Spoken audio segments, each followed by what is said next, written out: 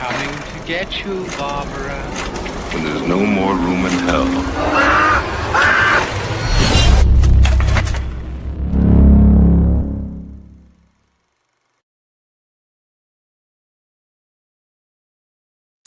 Hey, what's going on, everybody? Happy Saturday night to you all. Good to see you guys out there. Those of you out there, hope you guys had a good and safe and fulfilling Thanksgiving. Um, it's been over a week since the last stream. Did the live watch along of American Movie with my boy Synth back last Wednesday. That was a lot of fun. Got me back in the Thanksgiving spirit. That's always a go-to Thanksgiving movie for me is American Movie. Something about the feel of that movie, I don't know. There's like a warmthness to it that just gets me right in the spirit. And then of course, Thanksgiving night had to pop on Planes, Trains, and Automobiles. Got to do it every year. It's a yearly tradition.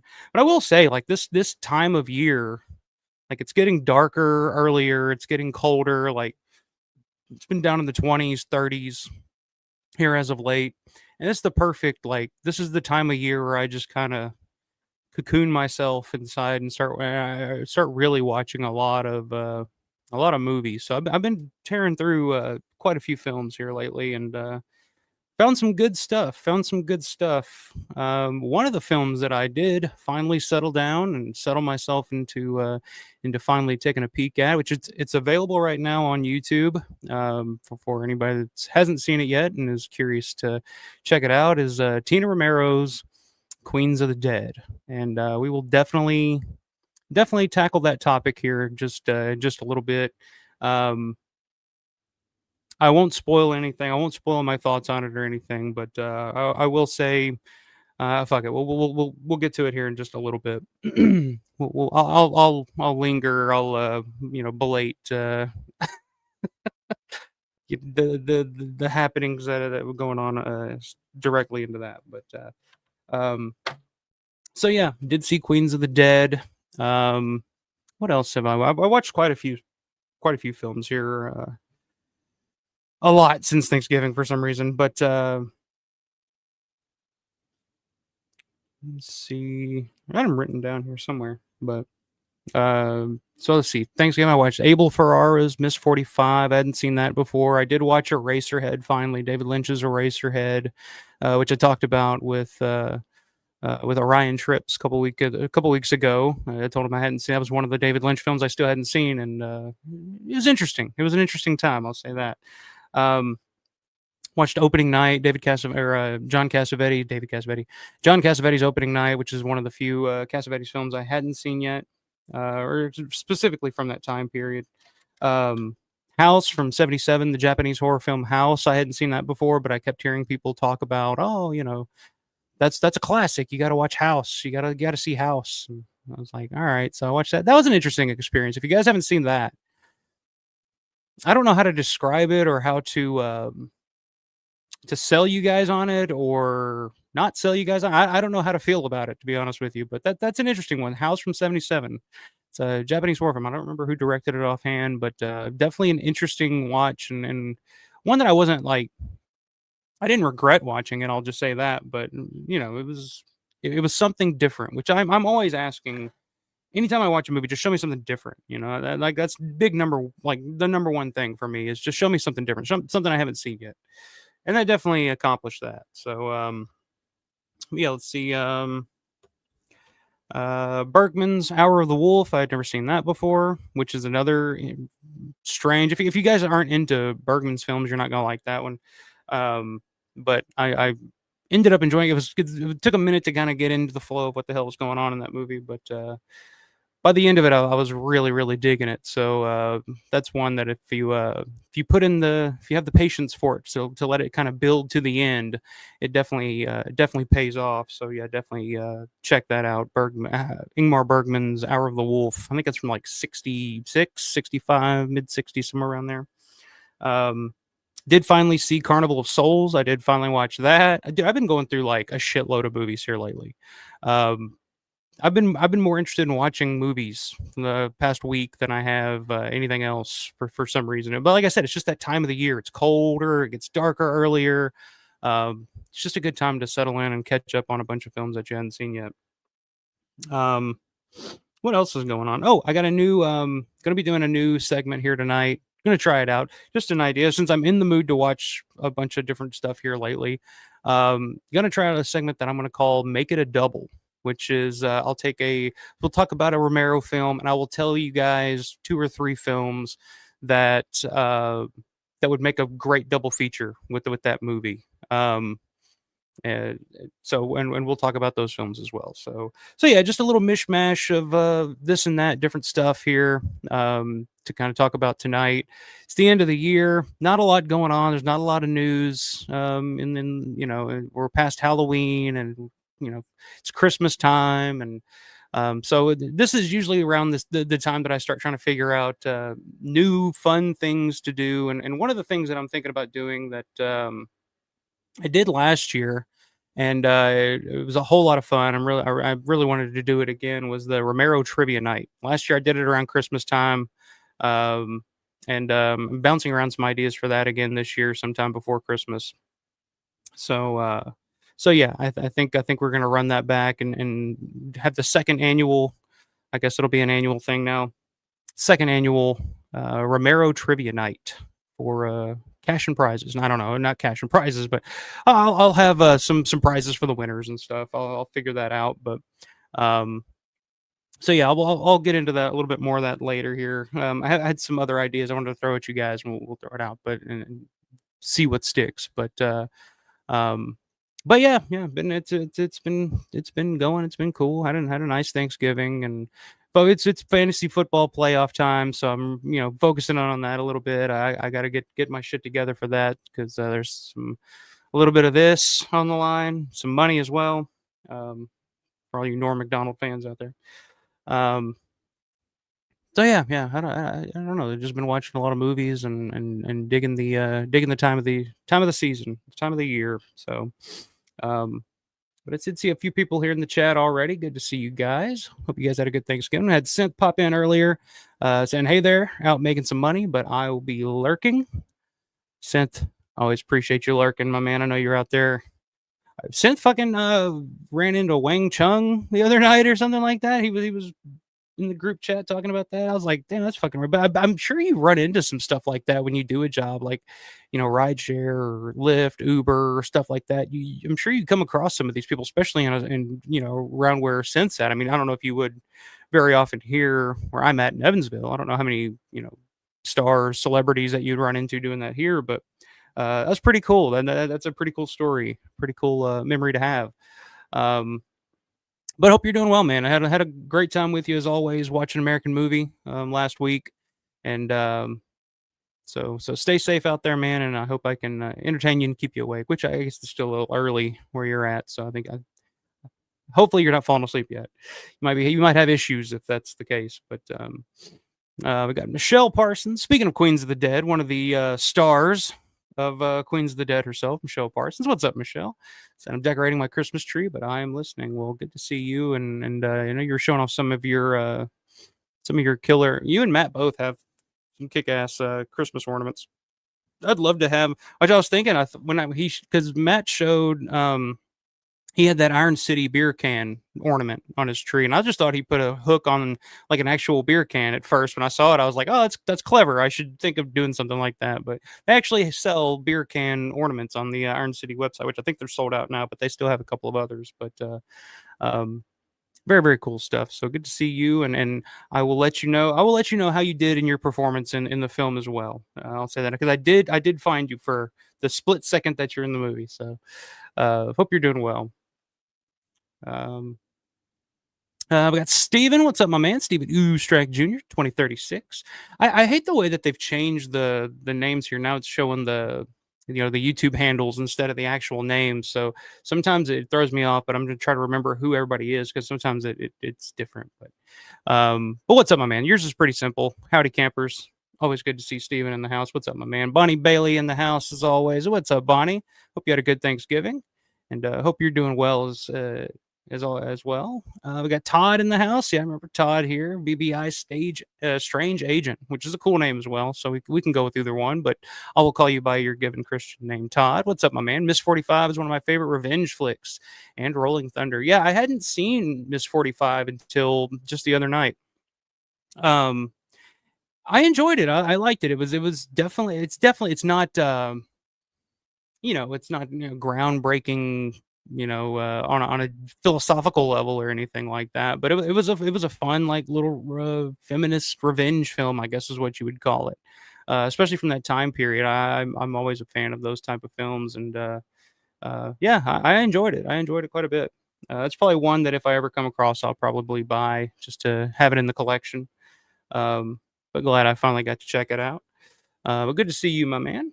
And Rolling Thunder's one I haven't seen yet either, so that's one I'll keep in the back of my mind if I ever come across it. Is that Abel Ferrara as well?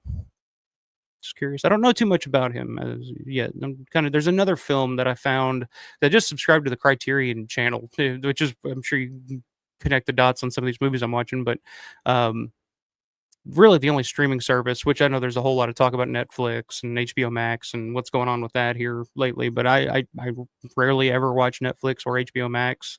So the one that I was just looking at the Criterion Collection channel, and there's so many movies on there that I just like, I got to see all these movies. So I just subscribe to that. $10 a month, and I think I've gotten my money's worth out of it so far. So, um, but there's another one on there that I added from Abel Ferrara that I hadn't seen yet. Um, so newly discovered filmmaker there. Steven says some interesting films. Haven't seen Opening Night and House 77 is a trip. Also, haven't seen the Bergman film. Yeah, Opening Night. I love Cassavetes. That was one that I just hadn't gotten into. I think I'd started it at one point and kind of stopped it, never went back to it, but finally finished it, watched it all the way through the other night. Great film. I mean, just great performances. I mean, Cassavetes is in it. Um, yeah, I mean, it's if you're into that, if you're into Cassavetes type of films, like it's right up there. I would say it kind of I don't know. There's some like not body horror, but some like very physical stuff going on in that movie in certain parts that are really interesting. Like some interesting ideas.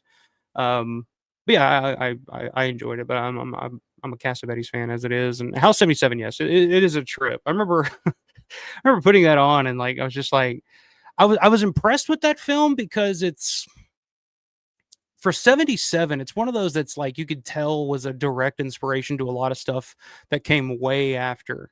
I'm talking like decades after. I'm talking about like early 2000s, like a lot of that's just the style of it and just kind of the way that story's told and kind of the playfulness of it. Um, very, very ahead of its time. But yeah, it's fucking out there, man.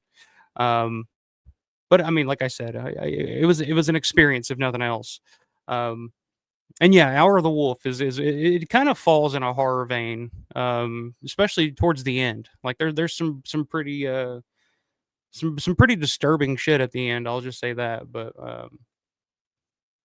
yeah, Bergman's one of those guys that's like hit or miss for me sometimes. I'll put on something, I'll be like, they're saying hitting it for me, and then sometimes it's just right. Like Scenes from a Marriage is probably my favorite Bergman film. That's just one of those films that I can watch anytime and then just get lost in. Um, Riverman, what's going on, my man? Todd is in the house again. I've got another Todd in the house. What are the odds? What are the odds with two Todds? What's up, my man? It says, since you are a fan of Last House on the Left, what are your thoughts on Night Train Murders? I've never seen Night Train Murders, but I have heard because I remember there was on Dirk's channel, Subjective Perspective Collective, the Eurocrypt podcast. They had a roundtable discussion at one point of it was like one of those versus streams where they take two films and kind of debate which one, like the one I was on with Dawn of the Dead and Zombie. And it was Last House on the Left versus Night Train Murders. And I'd really never heard of Night Train Murders up until that point. So that's another one that I haven't seen yet. But it's definitely caught my attention. And if I ever come across it, I'll definitely try to check it out. But what are your thoughts on it? Would you recommend checking it out? Because I do love Last House on the Left. You guys know I'm a Last House on the Left fan, which is a weird thing to say. I'm not a fan. No, I am a Last House on the Left fan, but it's not like it's one of those movies that it gives me the ooey gooey feelings when I watch it, or you know what I mean. It's not one that I enjoy watching every time, but it's one that I enjoy. I don't know how to explain it. You guys know what I'm saying. It's one of those. It's like Cannibal Holocaust or something. It's like while I'm watching it, it's like a real visceral experience that I'm enjoying in the moment, but it's like not one that I'm ever just like, oh, I'm in the mood to put on, fucking Henry Portrait of a Serial Killer or something like that. Um, yeah, I stand corrected, Michelle. 3 seconds. You're right. 3 seconds. 3 seconds. You did it. You did it. You did a fine job, though. I'll say that. You did a very fine job. Excuse me. Let's see. Man says, Synth was a guest. Hope you are doing well, brother. Yeah, man. So when was Synth was a guest? Yeah. What are you talking about? Was he a guest on you guys' show? Did I miss that?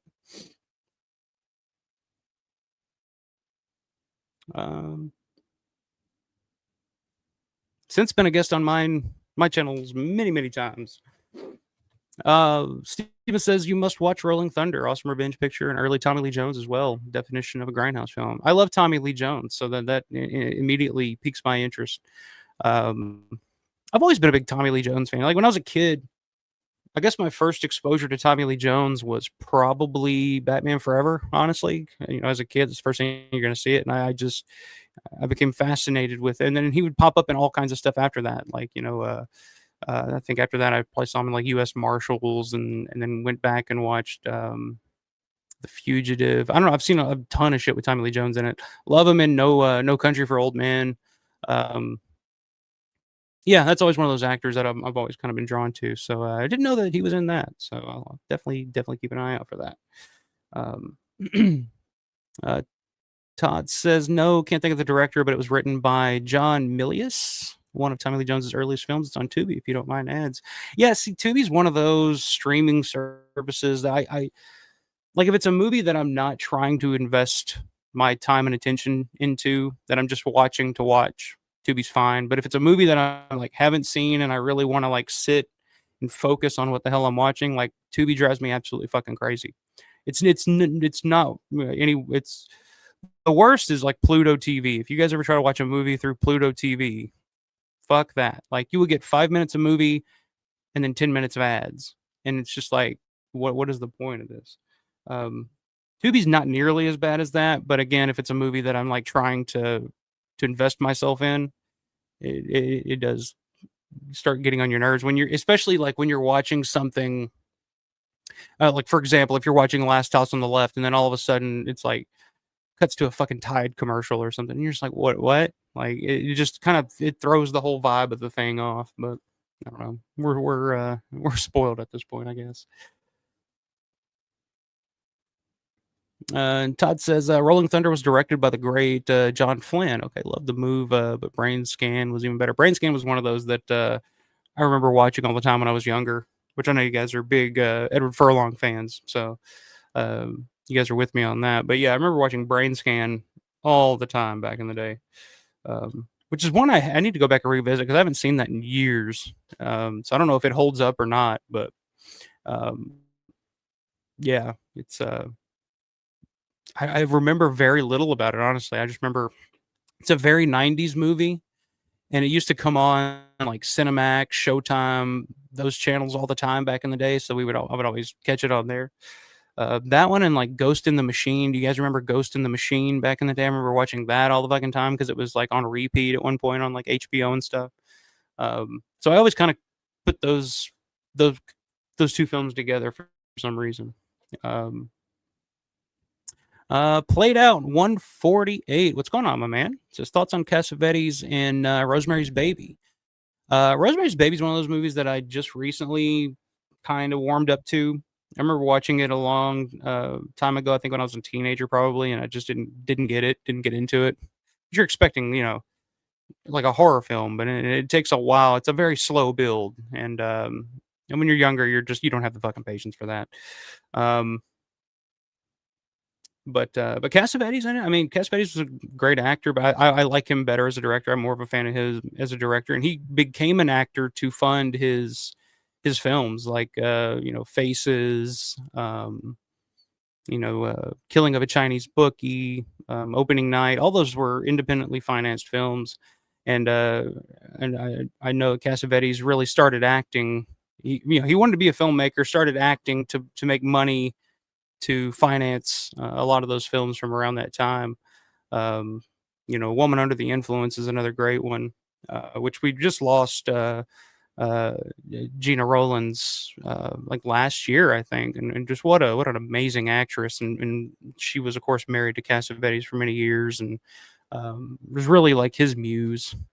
She was kind of the Lee Ullman to Bergman, the Christine Romero to George type. That's kind of how I always felt. And most great filmmakers have that muse, that partner or somebody that they can rely on and inspire them to make these great works of art.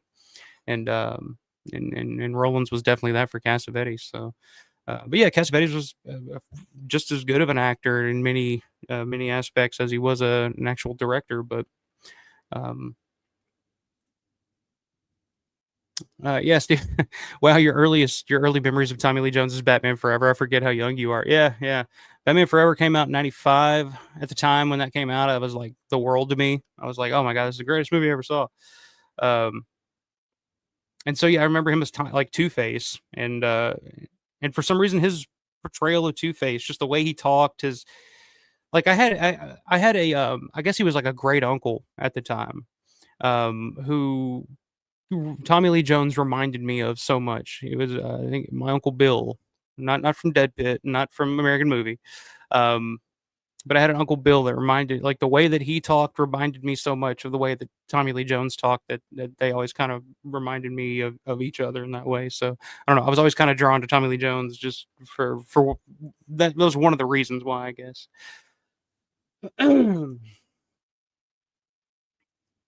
um, Said my earliest Tommy Lee Jones memories are Black Moon Rising and the Park Is Mine. Black Moon Rising, that's one I remember watching because my dad, in the early days of DVD, like when we first got a DVD player, one of the first DVDs my dad ever bought was Black Moon Rising because it was like, $5 at Big Lots or something like that. And it's got Tommy Lee Jones, Linda Hamilton. I remember watching. I wasn't too impressed when I watched it back then, but like I said, this is talking 25 years ago at this point, probably something like that. Um, so yeah, I wasn't. Yeah, Todd, I wasn't super impressed with it, but like I said, it was one of those really cheap, shitty looking DVDs that looked awful, and so I don't have very much of a recollection of it, but I remember my dad buying it for some reason. Um, I remember watching it just out of the curiosity because at that time I would watch anything on DVD just out of curiosity, like what is this new amazing format, where everything looks great now. Whoa, what is this? Um I remember getting Night of the Living Dead. It was like the Hollywood Classics DVD or something at the time. It was another one of those. It was like $5, super super cheap, and it still looked awful as most anything Night of the Living Dead did at the time. Um, but I remember watching it on DVD and for some reason convincing myself that this was just like, oh wow, it's so clear and beautiful, but it was still just like just one of those awful transfers. Um, so yeah, I don't know. It was just funny. I remember just the hype of DVD being like, oh, you're gonna see movies in a whole new way now, and it's just like, oh yeah. And even if it did just look like some port from a VHS, it's still to me at the time, which it's funny. It's weird how that works when you're you know, especially when you're younger and the first time you see something in terms of technology, like I remember going from Sega Genesis to PlayStation and seeing the PlayStation for the first time and my mind blowing of just like, wow, it's like real life. And you look at back now and you're just like, oh, those early PlayStation games, like, wow, look how square and blocky they look. And it just, but at the time, it's all we had, and the only thing we could compare it to was, the closest was the Sega 32X or the Sega Saturn or something at the time. But even then, you look at and the PlayStation comes out and it's like a whole new world. And it's funny how technology, and it's so hard for us to comprehend where technology is going in the future. So when we see something for the first time, it's amazing. And then like you wait 10 years and you look back and you're like, oh, that looks rough because everything. But like I can't imagine, especially when it comes to like physical media. and where we're at now with 4K, I can't imagine anything looking better than 4K at this point. I don't know if we're gonna get anything. I mean, maybe AI. Maybe I guess that's the next step in terms of doing transfers of these films, especially the older films, which James Cameron's already ahead of of everybody on that front, I guess, because he's already using the AI to do his upgraded transfers for some of his films, which caused a lot of ruckus at the time, but. Um, so I guess that's the next step, going from 4K. I know everybody's saying like, "Oh, 8K is next," but I think AI and streaming, and I don't even know if it'll be streaming. There'll be something different. People are, like I said, everybody's talking about Netflix owning everything now, and everything going to streaming and yada yada yada. But it's just like that's going to be obsolete. The whole idea of like streaming that way, like through something like Netflix, it's going to go away like everything else. It'll become obsolete at some point, like everything else. It'll transition to something else, and I'm sure it'll be something AI based. Um, and the AI will do all these upgrades of all of your old films. I mean, at some point, um, and I've talked about this before. At some point, you'd think like AI is going to progress to a point where and I've seen it recently with because I've seen like the Elvis in Night of the Living Dead AI thing. There's the Elvis in Dawn of the Dead thing, which actually looked amazing. Like that's a movie that I would love to see, Elvis in Dawn of the Dead, because that version of Dawn of the Dead that AI created to me looked more entertaining and better than the actual remake we got in 2004. And that's not a knock at the 2004 one, but it looked legit. Like it was a 70s Dawn of the Dead version with Elvis in it. So that's going to progress to the point where in 10 years, all movies are going to be made just AI. And at some point, I think there will be a program or something. You don't even need to stream movies. You could just go and say, "Oh, I want to watch a movie. I want to watch Dawn of the Dead with Tommy Lee Jones as Roger or something," and it'll just fucking create it. And we'll all be watching our own little movies that come out of our own heads, and it'll just it's going to progress to a place that we're none of us can see at this point because it just hasn't happened. Just the same way that DVD, we had laser disc before that, but think like I said, when I was younger and all we had was VHS. DVD rolls around, it's just like, wow, it'll never get better than this. And then Blu-ray comes around, and it's like, wow, it'll never get better than this. I don't know, man. You can go down a fucking wormhole thinking about this shit, but um, this is very 80s. If you dig 80s films, yeah, I'll need to revisit it. Like I said, my only recollection is like watching it one time, sort of in and out watching it while I was on while my dad was watching it, I think. And it was just on DVD, and I was just like, oh wow, what is this? And I was like, didn't stick for me the first time. Because as well was everyone's first DVD. I think mine was American Pie. My first DVD was that let me think. I think it was the first DVD I ever got for me personally was that Night of the Living Dead Hollywood Classics DVD, which I still have over here somewhere. But outside of that, I think the first DVD I ever bought was Resident Evil. Because we got our first DVD player right around the time that Resident Evil first was first coming out in 2002, I think, is when Resident Evil came out. So that was the first actual, like, outside of that Night of the Living Dead DVD. The first one was that one and Black Hawk Down, actually, which is in the news here lately because Quentin Tarantino just named it his favorite film or the best film of the last 20 years or whatever it is.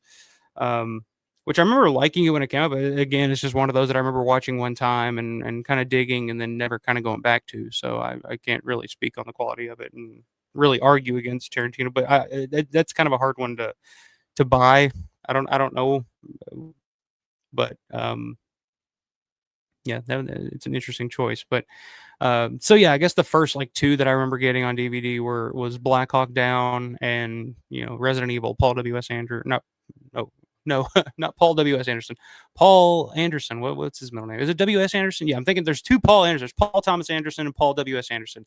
Never get those two mixed up because they're two vastly different filmmakers. So, yes, Paul W.S. Anderson's Resident Evil, which I think I still have that DVD over here somewhere. So, um, yours was American Pie. So you probably got a DVD player right around the first, because American Pie was what, 99, and DVD came out in 97. So yeah, well, when we grew up, like we got everything, like all the new stuff. We got it like 5 years after it first came out. Like I remember getting the first time I got the first Sega Genesis I ever got. It was already like PlayStation had already come out. So like when you're a kid, you don't know this stuff, and especially back then because there was no internet. So I'm just thinking like, oh, I got the newest stuff. I got Sonic the Hedgehog. This looks so much better than my Nintendo, entertainment system. Um, Todd says my first DVDs were Jaws and Doctor Strange. Like, hey, that's a good place to start. Um, Better than mine, I guess. Steven says, are you familiar with Nick Cassavetes? He's John's son. I've actually enjoyed his work. Body of Influence is a favorite, although Shannon Weary was the true star. I know the name. I don't know much of his work, actually. So that's interesting. Was he the offspring of John and Gina Rollins? I don't know. I don't know much about him. I mostly just watched and then found out more about John Cassavetes. Um, let's see, both great choices. Played Out says, don't remember my first DVD, but my first VHS rental was Day of the Dead. So was that right when Day of the Dead first came out? Like 86, early 86, late 85 is when the VHS first came out. The media DV or the media VHS.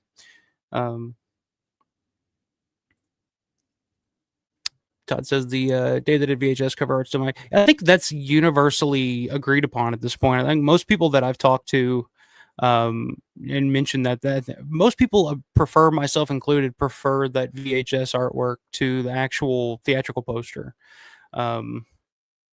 It's just it's beautiful. It's awesome. Like yeah, like to me, like that's the quintessential Day of the Dead artwork. And especially the way that it kind of wraps around the entire box. Love that. I'm going to put that back up here. Before I forget. Hopefully I don't knock everything down off this shelf. All right. Let's see. Where was I? Coincidence Control. What's up, Coincidence Control? Good to see you. My first DVD was The Blob, 1958. Interesting. That's one that I got on my list that I need to watch because I just watched the remake a few months back. Really liked it. I really enjoyed that remake. So I need to go back and there's some of those, like those remakes from the 80s, like John Carpenter's The Thing, The Blob, even the original Fly. I love all those remakes so much from the 80s. I still haven't gone back and actually, I've never seen The Thing from Another World. So I need to go back and catch up on that. But that's the thing with fucking movies, man. Like they keep coming out, so it's hard to keep up. I feel like I've watched a ton of movies, and I've only I've got like a list of like maybe 6 or 7 here that I watched over the past week.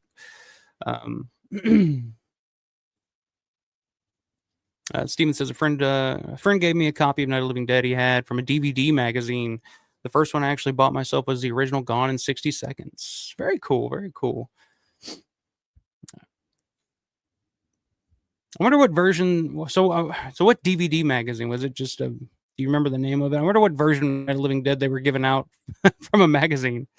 There's probably one. Was it in like the flat like paper cases that had the disc in it? Do you guys remember like when Domino's? I think it was Domino's would have like pizza in a movie. That deal where you'd buy pizza and they'd send you like one of those discs on DVD with the pizza to watch. Well, I guess while you're eating.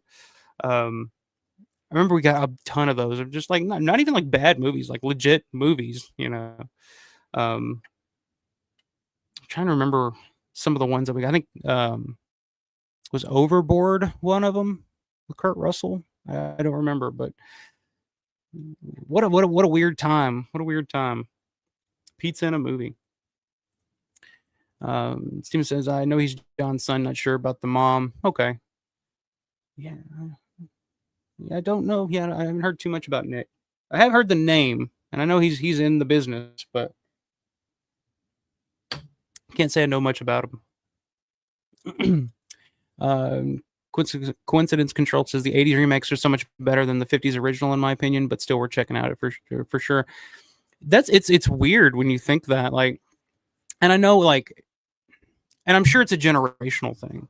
I'm sure you asked somebody that was around when those originals came out that were like, or of the age in the '50s to go to the theater and see the original Thing, the original Fly, which, I'm sure that those people would argue that the ones from the '80s are just awful. Just the way that we argue that, like, oh, the Dawn of the Dead remake is not better than the original, or the Nightmare on Elm Street remake is not better than the original. I don't know anybody that's making that argument, but I'm sure they're out there somewhere. There's somebody from that generation um, that will make that argument, I guess. But I think that's a generational thing, which I agree. I love those '80s remakes. Like, to me, those are the versions of those films to watch. So that's why I haven't gone back to that. Which I'm not a huge fan of '50s horror anyway, like that time period. Um, it's funny. Like, I'm more of a fan of like older stuff, which one of which we'll talk about here later on. But I'm more of a fan of like stuff from the like 20s and 30s more so than I am the stuff from the 40s and 50s. I don't know why, but um, mostly the 50s. But and coincidence. That's a hard one to say, dude. That's a tongue twister for me. I don't know why. Coincidence Control. It's a cool name, but it says I got Teenage Mutant Ninja Turtles and Weekend at Bernie's from Domino. There you go. See, you remember. Fucking pizza in a movie, or what was it? Dinner in a movie night or something like that. And again, like, two fucking killer movies. So what a deal. What a deal. Now you can't hardly get shit when if you get the pizza you ordered when you order pizza most of the time, you're living in rarefied air. Um, but yeah, good to see everybody. I'm kind of stalling to wait and see when Everly's going to come up, because I'm sure she's going to make her appearance at some point. So I don't want to get like right in the middle of a thought and then get completely sidetracked. Um, so I'm just kind of we're just going to bullshit for a second. But yeah, definitely going to hit on Queens of the Dead. So finally got around to watching that last night. Um, what else has been going on recently? Oh, I did see this. Um, I did see this the other day, which I thought was pretty cool. And I'm not sure when these are coming out. Let me get this pulled up here. We'll take a look at it.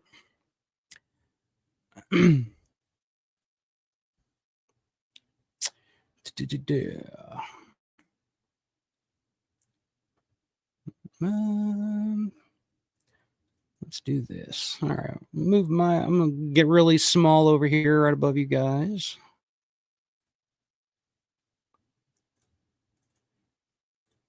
So yeah, I did see this the other day. Somebody shared this on Facebook in one of the groups, probably the Day of the Dead group, I'm guessing.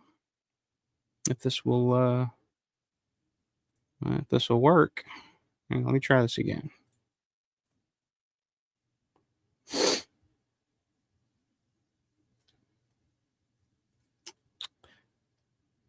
Maybe not.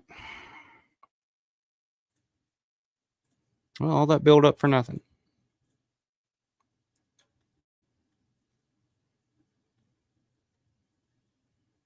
There it is.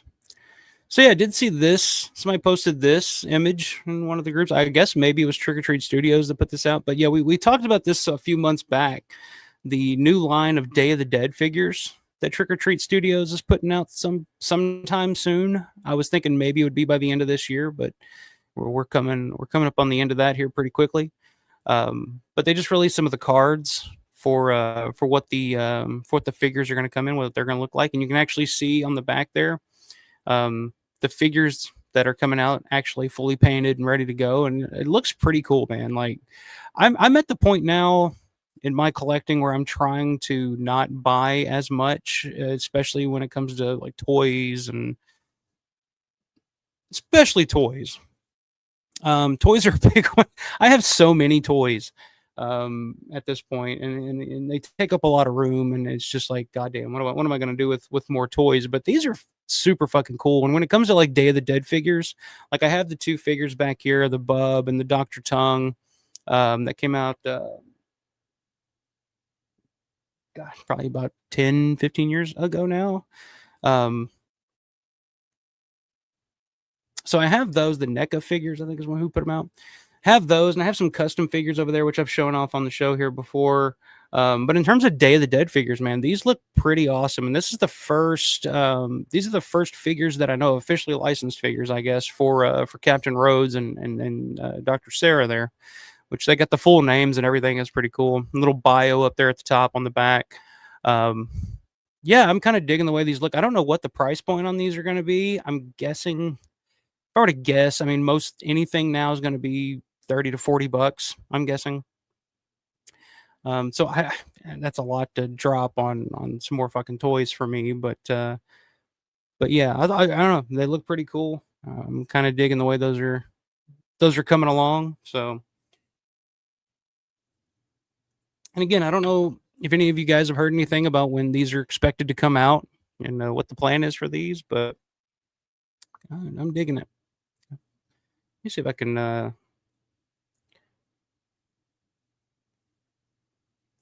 yeah, we'll make that a little bigger. See if I can read some of that on there. Rank Captain 36, 99th Infantry, Readiness Division. Interesting. Observations: the captain's stability after the untimely death of Major Cooper has become a cause for concern. Unfortunately, I need him and his Neanderthal soldiers to gather specimens for my research. Oh, so this is a write-up, I'm guessing, there you go, from the files of Dr. Logan. Very interesting. Okay, very cool. I dig that. I do not believe they will interfere with my experiments. I only hope they do not discover the. I can't see the very small writing there. Provenance, I guess is the word. I don't know. Of some of the specimens, I will continue my work in secret as I must remain here. I don't have enough ammunition to make a run for it. We don't have enough ammunition to make a run for it. That's cute. That's cute. You gotta dig that. But yeah, very cool. Very cool. So yeah, like I said, I don't have a clue when those are coming out or what the plan is for those, but as you can see, they're coming along smoothly. So so yeah, so we have that to look forward to coming up soon. Um, but yeah, like I said, outside of that, not a whole lot of news. Something else that just dropped this week, actually, which I think they are possibly sold out at this point. Um, Brandon Salisbury's documentary, great documentary for you guys that haven't seen it. I posted it on the community page. Hopefully, you guys grabbed it while you could. But his documentary, George A. Romero's Resident Evil, is getting a Blu-ray release from Dark Star, I believe, is the company that's putting it out. You can buy it through Vinegar Syndrome, but I think it's like it's one of their like subsidiary companies that they sell shit through. But DVD or the Blu-ray of George A. Romero's Resident Evil finally coming out soon. So actually, I am curious. I'm gonna look and see if those have actually, so because I know that there were two versions you could get, like a standard version and then one with the special edition slipcase. And I know that the special edition slipcase versions did sell out. I mean, these things sold like fucking hotcakes, as they should have. So I know that the slipcase version did end up selling out.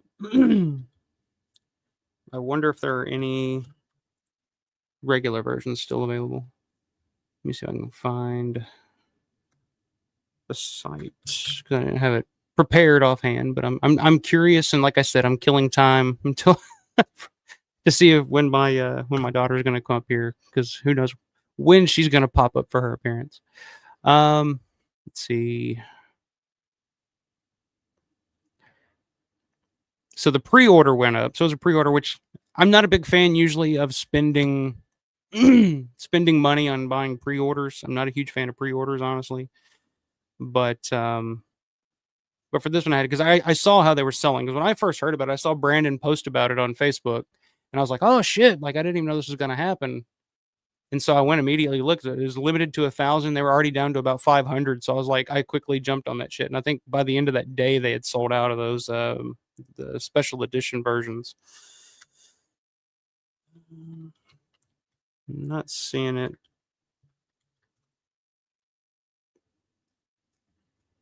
I'm looking on the Vinegar Syndrome page because that's where I got it from. There it is. So yeah, limited edition slipcover sold out. Right now, the only thing available, and they're on sale, so it's not too bad. 206 left in stock right now of just the standard edition of the Blu-ray. Let me see if I can share the screen here.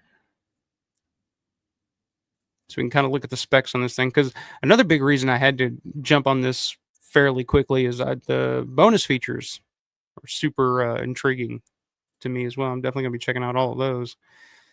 Let's make that a little bigger. Let's try this one. There we go. That's a little better.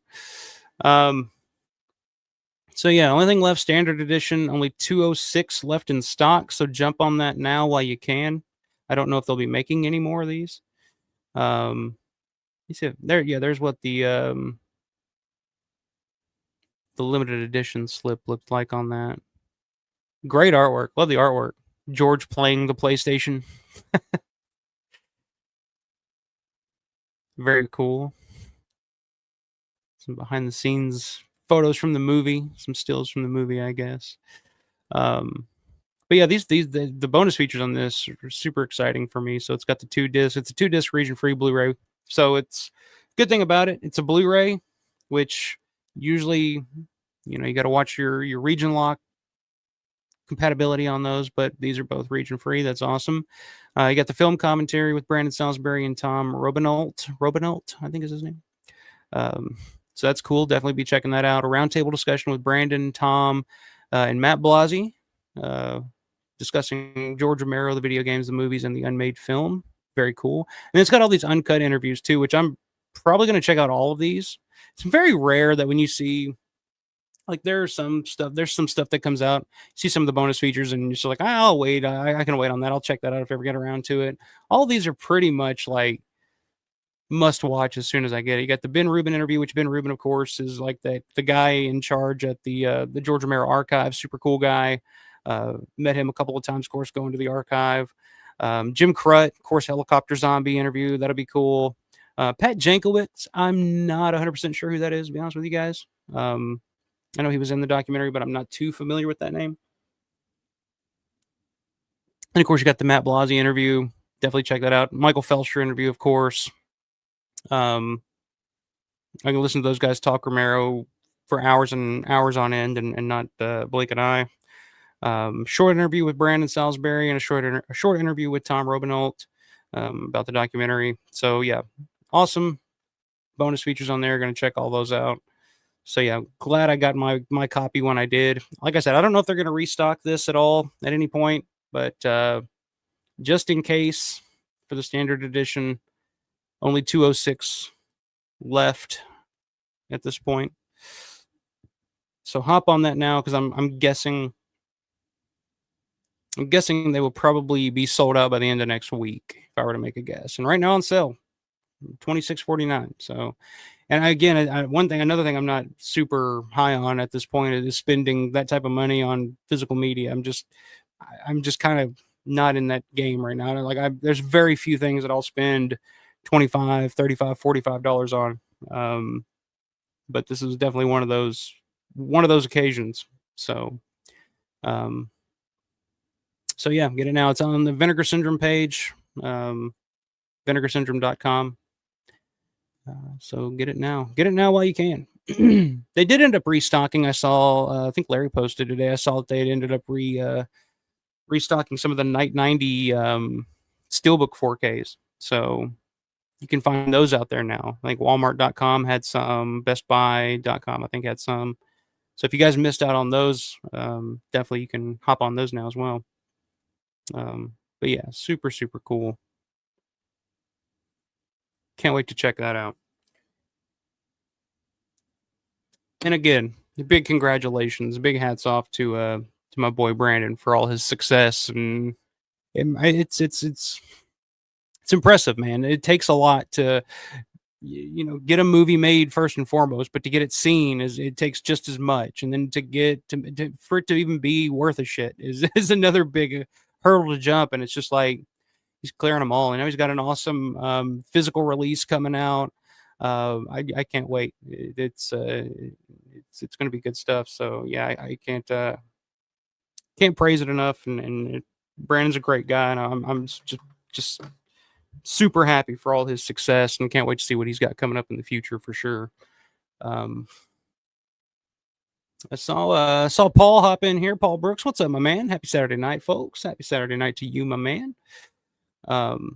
Steven says, don't know if it went through, but I believe so. My friend had the magazine, but there was an ad in the actual DVD. I got Mr. Mom from Pizza. There you go. I wonder, you wonder what happened to all those. Like, I remember the ones we had. I think we ended up just like throwing away or something like that. I can't remember which one we had. I want to say maybe, I want to say it was like Overboard. I want to say Overboard. That sounds sort of right. I don't remember, but Claudio, what's up, my man? Claudio Franco in the house. I have the Flyboy NECA figure. I have all those Dawn NECA figures over there. Took me years to collect them all for some reason. Like, I remember getting the Hare Krishna one, like when it first came out back in the day, and then could never track down the other two. And then over the years, I would like just happen to stumble upon them at a flea market, or find a good deal on them. I think I bought one. I didn't get any on eBay, to believe it or not. I got one at a flea market, which I found just in the blue, out of the blue, just like, wow. And then one I got on Etsy. Somebody was selling one on Etsy for like super cheap, and I was like, sign me up. So great figures. We need more Dawn figures. I know Distinctive Dummies just put out those Dawn figures here a few months back, and I saw those when I was at Living Dead weekend. The table had the Roger figure from the Distinctive Dummies, and they had the George figure, which was George with the director's chair and the canisters of film. And man, they look so fucking cool. But they're at this point they're $200-300. If you missed them on their original, because I think they're limited when they put them out to like 100, and if you miss them on that original run, forget about it. You're going to be paying out the ass for them. And I always just kind of talk to myself. I'm like, again, it goes back to like, oh, I don't need any more fucking toys. Like, but then you see them in person and you're holding it and you're like, God, I would love to just have that, just to fucking look at it anytime I wanted. But that George one was amazing. I think that one was like $400 or something, just outrageous for those. But yeah, we need more Dawn stuff, which we talked about before when it comes to our good buddy Richard Rubenstein. Steven says, wow, 120 for all four. 120 for all four. That's about what I would expect, actually, for those day figures. About 120 for all four. So we're talking, what, $30 a piece? So yeah, $30 a pop. And I remember when my parents complained that 80s G.I. Joes cost $4. Yeah. Well, toys in general, man. If you go to the toy section now, which, having a kid, you look at what Barbies and of course I like to go and look and see what like wrestlers and stuff. Because back when I was like playing with wrestlers and shit when I was a kid, like they were like $5. You can get them for $5 at Walmart. Now they're like $25-30 for those fucking things. And I'm just like, why? And I think it's just because like, honestly, but sadly, we're at a point now where I feel like more adults buy and collect toys than kids do at this point, especially when it comes to like action figures and stuff like that. So they know that the adults have the money to pay up for it. Where back in the day, toys were mostly for kids. Like I didn't like growing up, I didn't know any adults that had toys, like that collected toys. Like I knew some adults that may have had like some Kiss figures or some of those like McFarlane figures from back in the day, maybe, but like it was very, very rare. Now I look around and I'm like, God damn, I'm the same age that my dad was when I was like a teenager, and just the thought of my dad having a room full of toys and shit was it doesn't compute. It makes no sense to me. Um, so I couldn't imagine. It's a little weird to think about. But I think that's it. I think that's a big part of it. I think more adults now are more inclined to buy toys than kids are. They've moved on to computers and video games and stuff like that. Um, Paul says spend an unholy amount of money on Vinegar Syndrome, including Resident Evil. Worth it.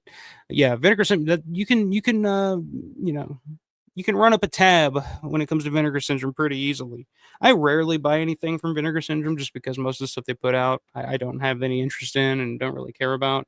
Um, but yeah, this was one of those occasions like when Effects came out. I remember when Agfa put out Effects on 4K. That was one that I bought immediately. I still haven't picked up that Dark Half 4K. I don't know if that's ever, which I'm sure at some point they're gonna have a sale and it'll be on sale. I'm hoping because I still need to get that. Um, but yeah, it's just it's one of those things where I just don't I don't know, I don't feel the urge to go out of my way to spend gobs and gobs of money on a lot of this physical media anymore. Um, I'm much more of the guy that'll go buy it used. I love going and checking out like the used stores and hoping to come across a treasure. Um, that's kind of where I'm at now. Um, all right. I don't know if she's coming up or not yet, but we'll see. Steven says, unfortunately, that's true. They don't like to admit it, but they actually gear toys more for our age bracket than the kids. Why not both? Well, like I said, I just think kids are now, you know, like my daughter, she's 5, so she still likes toys and stuff. She's still at that age, but like a little bit older, like 8, 9, 10, 11, like their video games, computer, that's this generation. They're not as interested in action figures and stuff anymore. Or at least not from the limited experience I've had with kids that age at this point. But I don't know. I remember reading something about that not long ago about like the median age range of people who are buying toys now has just gone up and up and up and up over the last 10, 20 years or so. It makes total sense. I look around, it's like I probably have just as many toys as my daughter at this point, especially when it comes to like figures and stuff. Um, but yeah, speaking of, so she's not coming up quite yet. So I'll get into it. The main event. I'm going to pour another beer here before I get into this because I did finally, after all the talk, and of course we did the live trailer reaction video on one of the round tables, and I gave an honest opinion about that trailer. I know, like I said, I have friends that worked on the movie, and it's Tina, it's George's daughter, and she seems very nice, and I have nothing against her, but man, the trailer didn't do much to excite me or even pique my interest a little. I was just like, oh man, this looks like it's gonna be fucking awful. And that's pretty much like I was pretty honest about my opinion about that trailer. Like I was and going into this, like I knew because like I said, it's available now. You can rent it on YouTube. It's available in some different spots for rent right now. Um, so I ended up dropping $8 to rent the HD version of it last night. Finally getting around to watching it. And so my expectations were very, very low. Going into, honestly, I was kind of dreading watching it because I'm one of those. I've realized that I'm not the type of person that likes to come on here and just bitch about stuff I don't like. I don't dig that. Like with something like Festival of the Living Dead when it came out, like I remember watching it and thinking, oh, I can't wait I'm gonna watch this and I'm gonna talk about it when I'm on my stream because that's that's what we do on YouTube. We talk about these movies and we shit on them if we hate them and we praise them if we love them. But I remember watching that movie and by the end of it, I was just like, I don't even want to talk about this fucking movie. Like, there's nothing to talk about. Like, it was just in one ear out the other. And like, I remember very little about that movie, and I care to fucking remember very little about that movie. Like, there's not a lot on that bone. So this was one of those things where I was going into the film, and I've avoided all kinds of like reviews and stuff. Like, I don't want to be swayed one way or the other about it. Um, but going into it, like I'm thinking like, oh man, I'm gonna have to sit here and like fucking 90 minutes of my life down the drain, but I'm gonna watch it and give an honest opinion and an honest take about it. Um, so I come upstairs, turn it on, and I have to say, I loved it. I fucking loved it. I loved this movie. I enjoyed this movie so much. And I was totally not expecting. I was trying to keep a clear head, trying to keep it straight. I was like, because I mean, you go into it and you're thinking, okay, George Romero's daughter doing a zombie movie. Is this a cash grab? What is this? Like, is she's trying to make a buck off her dad's name type of thing? All these thoughts are going through your head, and you have all these preconceived notions about what's going on here. And of course, with the the Queens of the Dead thing, and then it's the gay zombie movie or whatever you want to call it. So you're thinking, oh god, it's gonna be 1 90-minute preach session. It's gonna be this and that. And I was like, oh god, I'm not one of them. I had all these horrible preconceived notions about what this movie was going to be before I even watched it. But I tried to clear that out. And I will say that the only reason I would ever think of even watching a movie like this is just because it has Tina's name on it. It has the Romero name on it. That's the only reason it would even pique my interest to watch in the begin with. So you got to take the bad with the good there. You can't say like, oh, don't compare it to her dad's stuff because it's a different thing. So it's hard to compartmentalize that when the only reason you're watching it to begin with is because it's George's daughter. All that was going on in my head before I watched it, and then I put it on, and very quickly, honestly, within like the first 5 or 10 minutes of the film, which I think I actually even wrote down here in one of my notes as I was watching it, 10 minutes in, am I actually enjoying this? Was my first reaction. Was just like, because I'm sitting and it's funny. It's well made. It's well written. When I saw the trailer, you see the characters in it, and you're like, oh god, they're gonna be like awful stereotypes of like what people think drag queens and gays are like, and it's just gonna be oh god, and they're all gonna be taking shots at like, oh fucking fuck straight people and blah blah blah, and it's not that at all. Like, so the first going like I said, it's funny. It's very well written, very well made. I got to give Tina a big round of applause for that. She has talent. She has talent. She has a future ahead of her. Because like I said, it's very well written. It's funny. One of the big things I was worried about were like, are these characters going to be so unlikable, so stereotypical to the point where it's just like you can't stand it? There's a little bit of that, but for the most part, I loved every character in this movie. Like, every character is interesting. Every character has some quirk about their personality that you kind of are charmed. Even the characters that are supposedly like the least likable characters, there's something about them that you still kind of care for and you still kind of like. Um, so I found myself watching. I'm just like, wow, these characters are actually funny, engaging. Like, you kind of care about them when things happen to them. You're like, oh shit. And there were moments, like I said, it's funny. There were moments in this film where I found myself literally laughing out loud. At one point, I was even in tears laughing. I was just like, what the fuck? Like, this is hilarious. It's honestly probably the most fun I've had watching a zombie film since Shaun of the Dead, maybe. Like, that's the vibe that I got watching this movie. And I'm going to just preface and say, not everybody, this isn't for everybody. Some people are just going to be predisposed not to like this fucking movie. And that's okay. I'm not telling you that you got to like it. And if you don't like it, I'm not going to do the Jordan Peele thing where I'm like, if you don't like this movie, you're racist or whatever. Like, that's bullshit. If you don't like this movie, you're not homophobic, and don't let anybody tell you that, because that's all bullshit. And don't, no. Not saying that there aren't people like that, but I'm just saying, like, for the most part, if you don't like this movie, there's nothing wrong with you. It's just you don't get it. It's not for you. But I found myself just having a blast watching this movie. I found myself enjoying every minute of watching it, to the point where like you kind of get drawn into the story and the characters, and you kind of like them to the point where you kind of I found myself forgetting that I was watching a zombie movie at a lot of the point, and which is I'm fine with. I love that.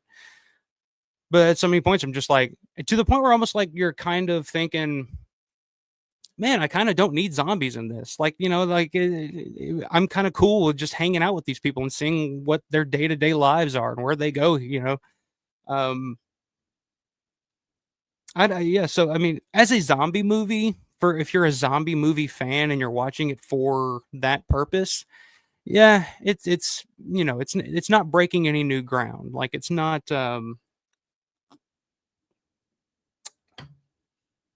it's not doing anything different really. And actually, it's kind of a lower level in terms of a zombie movie. Whole concept is the zombie aspect of it was kind of my least favorite part of this movie. The rest I thought worked really, really well. Like I said, it's super well, uh, super well, super well received by me. I'm trying to gather my thoughts here. I do have notes. I guess I can use some of these notes. But I did. It was just weird because I was totally not expecting. Like I was thinking, like maybe there's an outside chance that I'll find some charm about it, maybe. Um, but I ended up just enjoying every moment of it, to the point where by the end of the movie, I was just like, that was a great time, and I look forward to watching it again. I look forward to going back and watching it again. Um, so the first note I wrote right when the movie first started, you can tell that just going off my notes here, you can kind of see my progression. First note that I wrote was kind of funny. I was kind of like, okay, this is actually kind of funny. Um, interesting characters. I'm forgetting that I'm watching a zombie movie, which is and again, it goes back like to the big two things for time that are really sell a movie for me is show me something I haven't seen before, which this movie does. I gotta say that, and give me some interesting characters. That's all. Like, if you give me some characters that I can kind of get behind and I'm kind of interested in, don't give me like more cut out 2D characters that are just there for know, the bigger reason of like, oh, we got to eat some people, I guess, so we got to throw these people in here so that the zombie, like every character in the movie, you kind of care about, you kind of learn more about, you're kind of with along the ride. Um, so when shit does happen to them, you kind of care. You're kind of like, oh, what happened? Um, am I actually in? I did. Galen Ross, appearance at the very beginning of the movie, I thought was super, super cool. I immediately was like, oh, there's Galen. And I knew she had a cameo role in this. But it's one of those where it's like, okay, I know she's in here, but I'm going to be waiting a while to, maybe spot her somewhere in the distance, maybe. But no, she's right up there, right in front of the pretty quickly. Just keep an eye out for Galen Ross. There were a couple of really cool, little cameos and callbacks to George's work, like some definitely a lot of homage to George's zombie films for sure. Of course, the Galen Ross cameo. Tom Savini has a cameo, and a very funny cameo in this movie that I was not expecting. Let's see, there's a whole lot of Iron City beer memorabilia and mentions in the film. And stuff from George's films that are used in this in different ways. John Harrison's score from Day of the Dead is kind of sampled and used quite a bit throughout the entire film, which was pretty cool. And the score in general, the music in general, I really enjoyed. I thought it was really well done, which makes total sense because I think she used to work in clubs like that. I think the main character in this film, Dre, is I think is loosely based on Tina, I guess. So yeah, the music rate.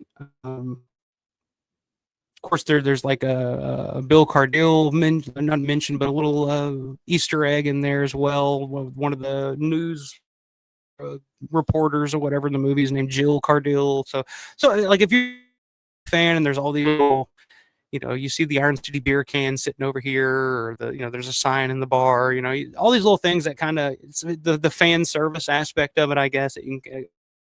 There's that. I know what that's from, who that is. There's that in it, but it stands alone by itself as its own film, as its own thing. There's even a reference to one of my other favorite movies, which is heard of this one, but in a different vein, Party Monster from 2003, with Macaulay Culkin, Seth Green. So yeah, I mean, I was just digging it. I was with it all the way, and some of the, like I said, there was some really funny lines in this, and some really funny moments. And I'm not one thing most of the time. Like I'm pretty, I have a really fucking weird sense of humor. So there's some really weird humor in this movie that I think you're either going to get or you're going to not. But yeah, there were 2 or 3 moments in this movie where I'm like laughing out loud, just like, wow, that was good shit. That was good. Another, I'll just the credits, of course, Michelle's in the credits. You see Matt Blanc in the credits, but I also noticed as one of the executive producers in this film too. Of course, Cliff Forrest, who is first and foremost Christine's brother, Tina's uncle, owns Pittsburgh Brewing Company, which owns Iron City Beer, which he's also, you see him in the TV station scene at the beginning of Dawn of the Dead. So just seeing in a film in 25, Forrest credited in a movie is just super cool for yeah, I don't know. I really, really enjoyed it. On a scale of 1 to 10, if I were to give it a rating, I would say, like I said, the zombie stuff wasn't anything groundbreaking, but a scale of 1 to 10, man, a solid 8 for me, man. Like I said, when it was over, I look forward to watching it again and giving it another watch. It was a fun time with fun characters, great performances all throughout, which I don't know how much of a performance it was for most of them. And here she comes to save the day. Hi, Emily. Hi. Do you want to say hi to everybody? Say hello into the microphone. Hi. Did you go see Santa Claus today? What did you ask for? Buy some Barbie house. Barbie house. All right. Well, hopefully he brings it. You got to be good though. He's watching. Right in the window here. He's peeping, watching. Yeah, cough right on Mike. You going to bed? Mm-hmm. All right, give me a hug. I love you.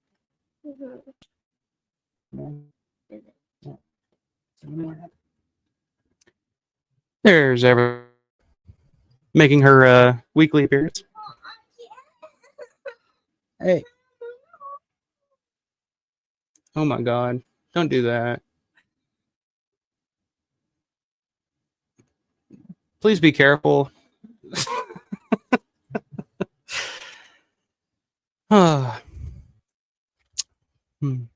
Kids.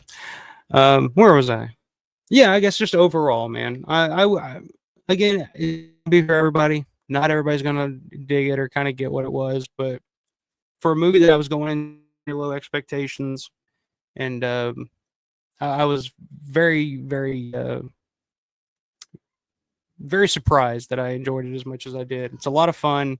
Like I said, as a zombie movie, it's not the greatest zombie movie in the world, but it has its fun moments when there's, in terms of using the genre. Like I said, it very much reminded me of like the first time I watched Shaun of the Dead. Like it was legitimately funny, well written, characters you liked, and tons of homages and callbacks to Romero and his work.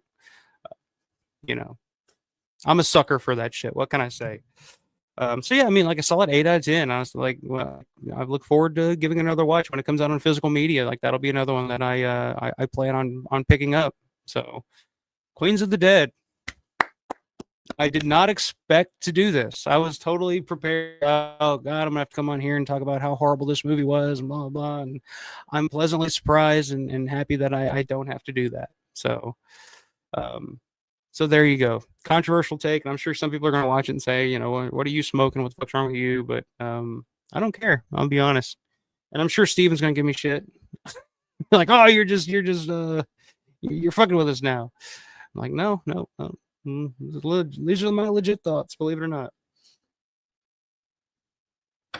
All right, anybody giving me shit for this? Let's see here. Star of the movie, Michelle, chiming in here. Let's see what she had to say. I'm actually having a Queens of the Dead watch party tomorrow with my friends since I finally got my new TV. Let me know what they think. I'll be curious of what. I'm guessing your friends aren't, diehard zombie fans, Romero fans, or anything like that. So I'm curious of how much of this was, cutted by my love of all the homages to stuff and the cameos and stuff, which I'm sure you'll be there to explain it all to them. But let me know how that goes. That sounds like fun. This is definitely one of those movies you can kind of watch, in the right company. It's definitely a party movie, I guess you could say. Michelle says I actually enjoyed it a lot more on my second watch when I had already found myself and could relax and enjoy it as a movie. There you go. Yeah, you weren't sitting there nervous about like, oh, my performance. How's my performance in this film? Paul says nice. Yeah, the character. We had a great time watching it at my local theater. Very cool. So you've seen it as well. Very cool. Yeah, I mean that was the big thing to me. Like even from the start, like some of the comedic aspects of it, like just like little things like America's Next Top Bottom is like the name of like an app or something. You're just like no, it's like the name of some show or something. I don't know. There's a lot of things just made me giggle, but then there's like those things that was just like wow, fucking hilarious. But yeah, man, I enjoyed it. Matt, what's going on, man? Drone of the Dead, check him out over there on YouTube. Says missed the screening of Queens here in Atlanta at the Plaza Theater. Tina apparently came in and did a Q&A afterwards. I would have loved to have been there for that. Yeah, man. Now thinking back, because she was at Living Dead weekend back in October, and it was on that Sunday, and she got there right when I was just ready to hit the road, because I had a long drive ahead, and I was just like, I wasn't too enthused about doing much that day because I mean, it's a Sunday and you're leaving, so it's all kind of a blah feel. But I know they did a couple of screenings of Queens of the Dead in Pittsburgh Sunday night that would have loved to. Which looking back on it now and actually having seen the film, like I would love to talk to Tina about it and just praise her and let her know like I was going into this with very low expectations and I didn't expect much, but you blew them all out of the water.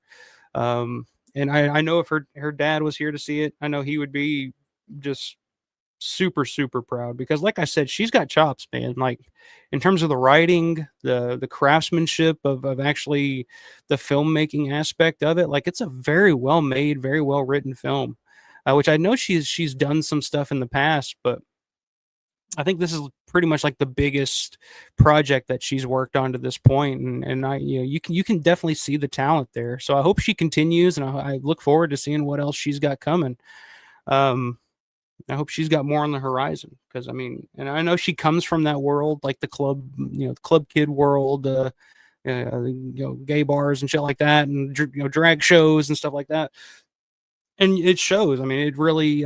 They say write what you know, and you can't go wrong. And you can tell she knows that world. She knows the lingo, and she knows how it none of the movie felt contrived. It didn't feel like it was being written by somebody who had no idea, who had maybe read a book on it or something at one point and really knew nothing about how the shit works. And then you watch the movie and you're like, you can kind of see like she knows what the fuck she's talking about. Yeah, I can't put it over enough. Which I'm just did not expect. Matt says, catching up in the chat and seeing Rolling Thunder mentioned. Mike, you and I talked about that one a while back. Did you bring up that Romero was originally attached to direct? That's right. I knew I'd heard of that, but no, I think I said Abel Ferrara ended up direct because we were talking about we were talking about Miss 45 earlier at the beginning of the show, and somebody brought up Rolling Thunder. Now that you mentioned that, I remember us talking about that now. Yeah, so yeah, I'm definitely gonna have to fucking chase that down now.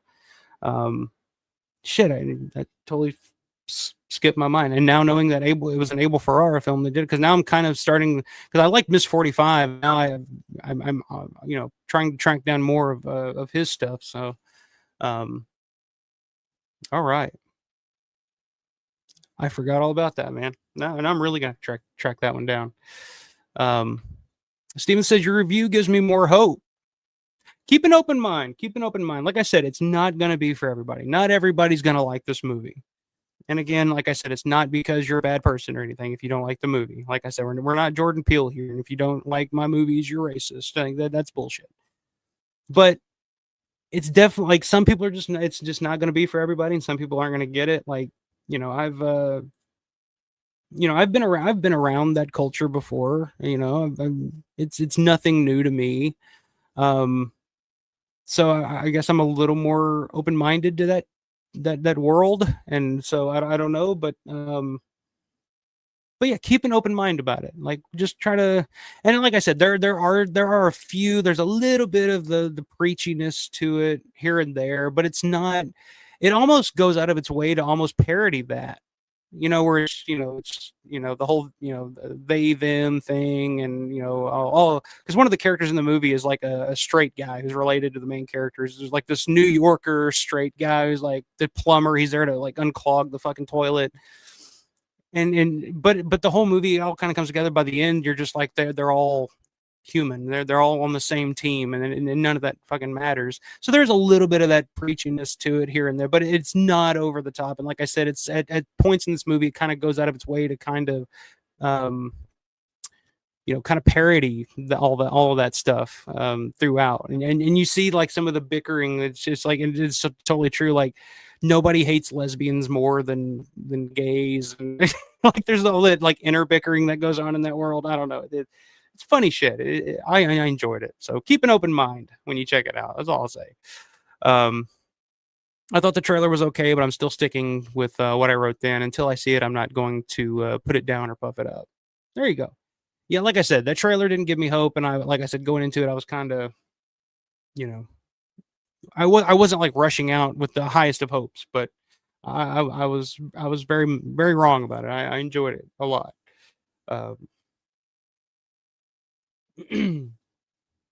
Since says, hey there, sorry, way behind on the chat. Hosu is a real trip. Oh, house Hosu. Is that how it's? I guess that's probably Japanese for house. It's a real trip. Yeah, that was a fun one. Rolling Thunder is also great. Arcade video game. That I think I do remember, actually, the Rolling Thunder arcade game. Stephen, well, Alpha, I guess the real test is, are you going to buy it when it comes to Blu-ray? Yeah, like I said, I will. I plan on buying it. So when it comes out on physical media, that's one that I will definitely pick up and add to the collection. It'll be over there in the Romero adjacent collection, which is what I have over there with all my documentaries, Romero documentaries, and John Russo films, and Tony Buba films, and I have my Romero stuff here and my Romero adjacent stuff over there, and then everything else over here. So I'm weird about collecting. I don't know. John, what's up, man? John Vulo in the house. Thinking about you lately, man. I saw you just lost a friend of yours here recently, and I hate that for you, man. Like, I hope you're doing okay, and you know where I'm at if you ever need to talk or anything like that, man. So hope you're doing okay, man. John says, oops, got in late to say hi, but I don't want to stay because I haven't seen Queens yet. Planning to at some point. Check it out. Check it out. I'll be curious to see what you think of it, man. Definitely be curious to see what you think of it. Like I said, keep an open mind. Like, in terms of like zombie movies, it doesn't break a ton of new ground or anything, but and honestly, I'm at a point now, especially like new zombie stuff. Like, I have very little interest in watching a lot of like new zombie movies or anything, because there's just nothing new is being done with that genre. I would love to check out something that's like where it takes the genre somewhere different and does something new with it. I'm not talking about like flying zombies or anything like that, but just a new take on it. Tell a new story with that as the backdrop, I guess is what I'm saying. So like me enjoying this movie really relied very little on how good of a zombie movie it was, as opposed to how good of a movie it is. And I enjoyed it. So what can I say? Steven says I won't give you any shit on this one yet until I see it. Yeah, wait until you see it, and I'll look forward to hearing you guys' thoughts on it, because I definitely want to find out how you guys feel about it. If I'm alone here, if I'm crazy, we'll see. Paul liked it, so there's one guy on my side. Your Martin bias has no place in this review. Well, we're going to talk about Martin here in a minute, so stay tuned.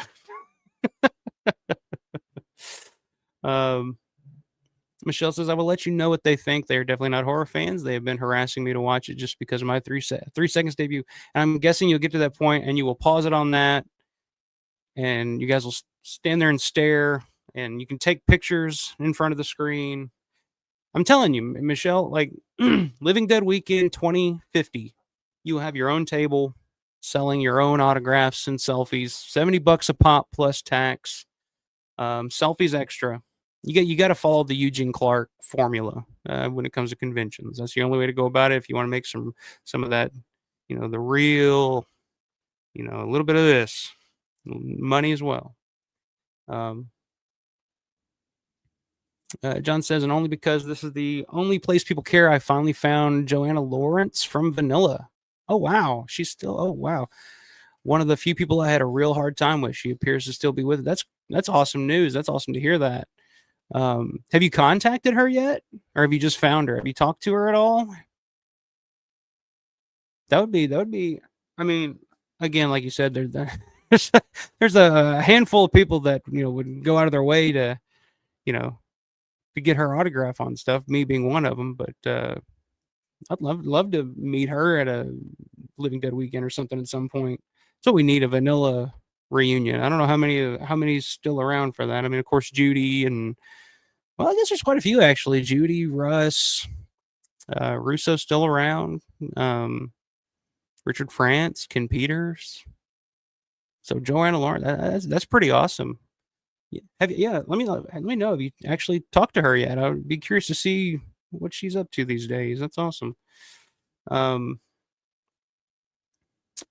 Michelle says Tina said she'd like to do a gay shark movie. There you go. Well, that's the usual progression. You go from zombies to sharks, and then from there you go werewolf, and then vampire, and then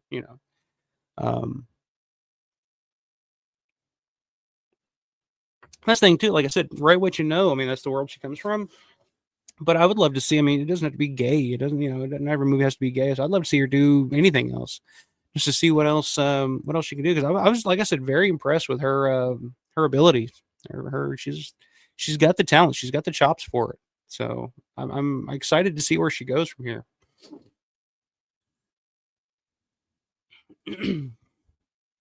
Matt says Ferrara's Bad Lieutenant is an interesting watch if you're hunting his films down. Harvey Keitel's wild in that one.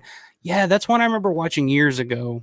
And I didn't dig. It wasn't like the content of it was too hardcore for me or anything like that. Just one weird. I don't know. I didn't find. Which I guess is probably the point, but I didn't find too much charm. Like Harvey Keitel's very. I mean, it's in the title. I mean, he's very fucked up in that movie. But again, it's one I haven't watched in a very long time. I think I saw that. That's probably early 20s, probably. So it's been quite a few years. Which didn't. Now I'm thinking of that sequel, the Port of New Orleans or whatever the hell it was called. Who did that sequel? Because it was a film. It was a pretty big name filmmaker. I remember that getting. I never saw it, but I remember it getting panned almost universally when it came out. Was it Herzog that did the sequel? Like all those years later with Nicolas Cage, and I want to say it was Werner Herzog who ended up doing the sequel to that. All the years after the original came out. John says, thanks, dude. It's a tough one because Pete was so beloved in our Ash family. It's nice for all of us to get back together and talk about the old days. Yeah, and that's kind of, a friend or a close, acquaintance live. But kind of like the beautiful thing about I don't know if it's the beautiful thing about it, but it is one of the positive aspects of. And I guess it's the best way of dealing with the loss of a loved one is it does give everybody an opportunity to kind of reconnect and come together and celebrate this person's life, which you know funerals are never fun. Like I don't, nobody ever wants to go to a funeral, but there is something comforting and kind of beautiful about going to a funeral and being surrounded by family that you never see and friends that stop in and that you haven't seen in years, and just kind of reconnecting and sharing stories and like I said, just kind of reconnecting with people you kind of lost touch with over the years. So I mean, that's the best I can hope for my funeral, I guess, is that maybe it'll bring everybody together and they can tell funny stories about me and talk about what an asshole I was or something. I don't know, but that is one of the. So it does kind of something like that does kind of bring people back together, um, which is the way it should be. But um, Paul says it seems like Tina gets the idea of working together to survive despite your differences. Obviously, she learned from the best. Oh yeah. There's like I said, there's definitely a lot that she took from her dad's work, specifically Day of the Dead. Um, but again, I mean, and again, it's a modern film. It's for a modern audience. There's a lot of lingo and verbiage when it comes to like and like all the zombies are holding cell phones, like which that are already kind of done, and The Dead Don't Die, which is another zombie film I absolutely love and could watch on repeat. Um, and again, that was kind of his homage to George was that film, which I just have a feeling that if George was around to see that movie, that would be one of those zombie films that George would have actually really appreciated and enjoyed the way he did with Shaun of the Dead, because it had his sense of humor and his I don't know his way of thinking, I guess. And there's a lot of that in this movie as well. So I guess what they say the apple doesn't fall too far from the tree, or whatever that old saying is. I don't know. Steven says if you watch Bad Lieutenant, you may want to watch both the R-rated and NC-17 versions just to see the difference. I don't. I remember watching. I think it was on IFC, so I'm guessing that was probably the NC-17 version because IFC usually would do that when it, like if you had to choose kinds of like NC-17 on IFC back in the day. Because I'm growing up, like when you're a kid and you see NC-17, you're like, oh, it's porn. Like I can't wait to watch this. So like I remember thinking like, oh, there's probably gonna be some like hardcore shit in this, but yeah, I think that's probably the version that I watched. And like I said, I just wasn't blown away by it the first time I saw it. But again, maybe it's one I need to revisit because it's been quite a while. But it just felt like just thinking about it now, like because I haven't thought about that movie fucking forever, to be honest. But thinking back, I think the thing I didn't like about it the most was like the movie starts and it's just like Harvey Keitel, which I guess is the point, but didn't flow with me. But Harvey Keitel's character is just doing like one scene after another. It's just like he's doing he's just shitty thing after shitty thing after shitty thing, and there's not anything connecting it. I don't know. It was just like, what is this? So I don't know. Maybe I need to give it another watch with more mature eyes. I don't know, but oh yeah. You got to learn from Gene Clark experience. If you're gonna do it, you gotta learn from the best. Yeah, I would too. Which thinking about it, like, there's a lot. Which of course, I mean, Ray Lane's no longer with us. Heinzman's no longer with us, of course. Roger McGovern. I would have loved to have met Roger McGovern because I think he's fantastic in Vanilla, honestly. Super underrated in that movie, in my opinion. Yeah, that'd be fun. I think that, like there's a very small pocket of people that would get excited about that, but I think we would both be there for that one. John says, just found her yesterday, but haven't really needed to really contact her. I think she's 86. Yeah, that's what I was thinking, man. She's. That's why I was surprised to hear that she's still around. That's great to hear, though. But yeah, definitely let me know when you do contact her and let me know how she's doing. Because I'm sure there's no way in hell she would be expecting. And again, you never know. She may not even remember much about that time period. To be honest with you, because that was the only time that she worked with George, I believe, during that. So, and we're talking what 50, all over 50 years ago now. I don't know. I'm trying to do math in my head, but 52 years, something like that. 53. I don't know. Fuck math. I'm not doing. It's too late. But yeah, I'm sure she'd just be like kind of just blown away that somebody'd be contacting her about that all these years later. And you never know what kind of stories or what kind of information she might have from that time period. So yeah, let me know about that. Keep me updated on that. That's pretty awesome. Yeah, I thought so. So. Holy shit! How did I miss this? Well, I can't miss this now because we're gonna have. Wow, we're really robbing the bank here. So let's do it. Let's do it here.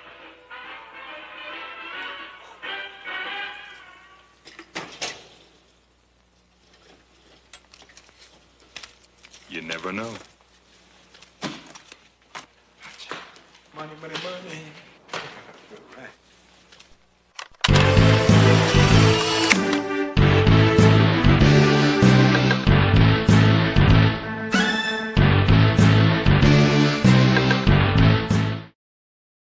Down is up, Jeff. Thank you so much, my man. That's so fucking cool. Cheers to you, sir. $50 super chat.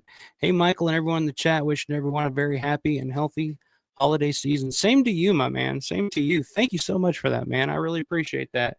Cheers, sir. Cheers. I got a little Guinness tonight, so drinking the heavy stuff. Yes, sir. Yeah, man. Happy holidays to you. Hope you're doing well, my man. And thank you so much for that. I appreciate that. Wow. I don't know. I mean, it makes it start that, man. Thanks. Let's see. I really enjoyed talking to Judith Ridley about vanilla. She seemed a little surprised that I wanted to talk more about vanilla tonight. Such a sweet person, so incredibly kind and generous. Yeah, I remember when I first, because I've only met her. First time I met her was a couple of years ago at 2023 October Living Dead weekend for the Night of Living Dead reunion in Evans City. And first time meeting her, and she kind of had that same reaction when I was like, oh, I love vanilla. She was like, oh wow, okay, like she was like, she's always kind of taken back by that, which I'm sure. I mean, you're in Night of Living Dead, one of the most greatest film of all time. And it's like, no, man, I want to talk to you about vanilla. Like, that's pretty cool. Yeah, she's super, super sweet. Missed one here from Stephen. Bad Lieutenant isn't a charming film. No shit. I get that. But again, even in those type of films, there's got to be some, like, I love Maniac. You guys know I'm a big Maniac fan. But the thing about Maniac is, like, I enjoyed, there's some kind of mesmerizing thing about Joe Spinell's performance in that movie that kind of draws me to it. Whereas Harvey Keitel, I don't know, just didn't do it for me. Like, I didn't want to spend any time with that character in that movie. Like, that wasn't a guy. Like, I would be more interested in spending time with Joe Spinell and Maniac than I would be in Harvey Keitel and Bad Lieutenant, which, hey, maybe says something about how well he pulled that role off, that I would more want to spend time with this psychopath serial killer and Maniac than I would, Harvey Keitel and Bad Lieutenant. But it's the self-destruction of a human being. The Port of New Orleans is a sequel in name only, kind of like Red Scorpion 2. Okay. Yeah, I never watched the sequel just because I was never a big fan of the original. But yeah, I mean, I get it. Like I said, it just never, I don't know, it didn't stick to my brain. But again, maybe it's one I need to go back and rewatch because, like I said, it's been a while, and a lot of the times, you go back and you watch something you haven't seen in, 10, 15, 20 years, and you see it in a completely different way because you're now more mature, you're older, you've had more life experience, you see things in a different light, you see things a different way. And it can go both ways. Like some stuff that I could watch when I was younger, like without hesitation, I kind of have trouble with now. And not just because I guess maybe I get older and I get softer, maybe, being a dad and all this, like you worry about more now and you don't like thinking about certain things. Like, Henry Portrait of a Serial Killer comes to mind because of the whole home invasion scene. Like now that I actually own a home, like that thought crosses my mind all the time. But when I saw when I was younger, I was like, oh wow, like this is fucking hardcore, man. Like I was, well done. And now to me, it's like, oh man, I would never want that to happen, and this is uncomfortable. So I don't know. Maybe it's one I do need to go back and read and rewatch. And maybe now that I'm kind of becoming more familiar with Abel Ferrara as a filmmaker, I guess, and trying to track down more of his stuff, maybe I'll be more inclined to kind of get it and like it a little more this time around. So we'll see.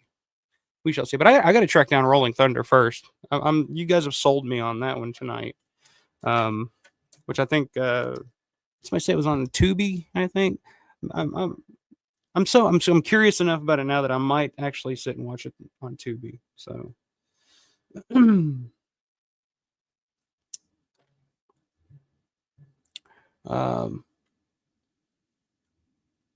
right. Paul, what's up, man?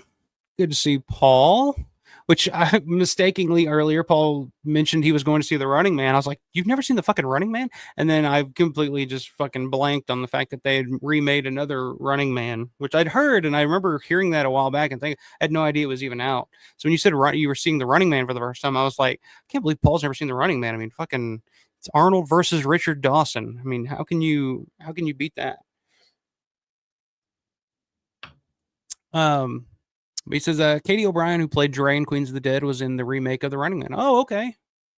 So I'm not familiar with a lot of the actresses or actors or acti or whatever they want to be called. I don't know.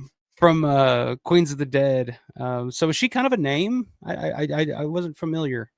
I'm more of whoever was playing Simonse. I was a fan because that dude's got some chops. I was kind of digging his performance in that, but Sam Onse, I was like, what is that? What'd you think of that, man? The remake, awesome flick. In case anyone's wondering, highly recommended. Okay. I don't know if that's one I don't know if I'll ever go to my way to watch. I'm not big on,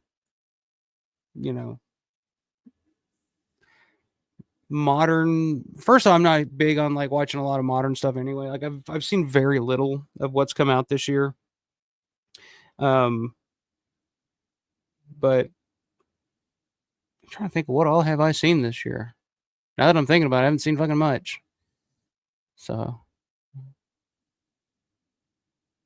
I've seen Eddington in the theater. Queens of the Dead I just watched, so I guess that counts. Yeah, I don't know. And I'm trying to think of like what all's come out this year that I've actually seen. It's kind of weird. I'm trying to think horror wise. Is there any horror movies that have come out this year that I've actually gone to the theater to see? Now I'm thinking about it, I haven't been to the theater much this year. But yeah, good to hear you enjoyed it, man. Who all's in that? I know very little about it. I just remember hearing they were remaking The Running Man, and that was all I'd heard about it. I haven't seen any trailers or anything for it, so I know very little about it. Obviously, since says best Abel Ferrara film, Bad Lieutenant, King of New York is also cool. Yeah, that's another one that's been on my radar for a while. I've never seen King of New York with Christopher Walken, right? I'm a big Christopher Walken fan, so that's one. I've actually like watched videos on that movie, but I've actually never seen the movie. I've actually like YouTube videos and stuff where it was different. I think Tarantino was breaking it down at one point. So yeah, I've seen videos on King of New York, but I've actually never seen the actual movie.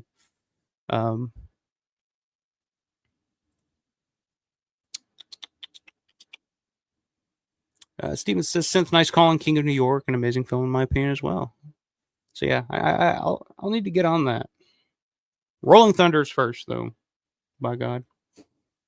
Since as I have several gay / trans friends in the music scene, as long as the Queens of the Dead film isn't too preachy or heavy handed, I should enjoy it. I think you'll dig it, man. I think you'll enjoy it. 'Cause like I said, like there's a tinge of like a little bit of preachiness here and there, but for the most part, man, it's fun. It's funny. The characters are enjoyable. They're not like over the top stereotypes of what you would think these characters would be. They're just like they're all unique in their own way. They all have their own quirks and their own interesting aspects about them. Um, yeah, I can't wait to hear what you think about it, man. I think you'll dig it. And the music in the movie is good, man. There's actually like a almost like a remix of some of the John Harrison score from Day of the Dead in it. That's actually like I was like listening to. I was like, this is pretty fucking bangs. It's pretty killer. Um, yeah, Gillian, I'll be back. Only in the rerun. Yeah. I'm a huge Richard Dawson fan. So seeing Richard Dawson as like the villain in an Arnold movie was a trip. First time I saw the original Running Man. Um, but yeah, I did want to do so. Yeah, to wrap it all up, Queens of the Dead. I'd give it 2 thumbs up. Like I said, 8 out of 10. Check it out. Keep an open mind. Like I said, as a zombie movie, it's not breaking any new ground, but it is fun. It is enjoyable, and I look forward to actually watching it again at some point. So, and that's high praise for me because most of the time I'll watch a movie and it's in one ear and out the other, and I'll forget I even saw it like a week later. So,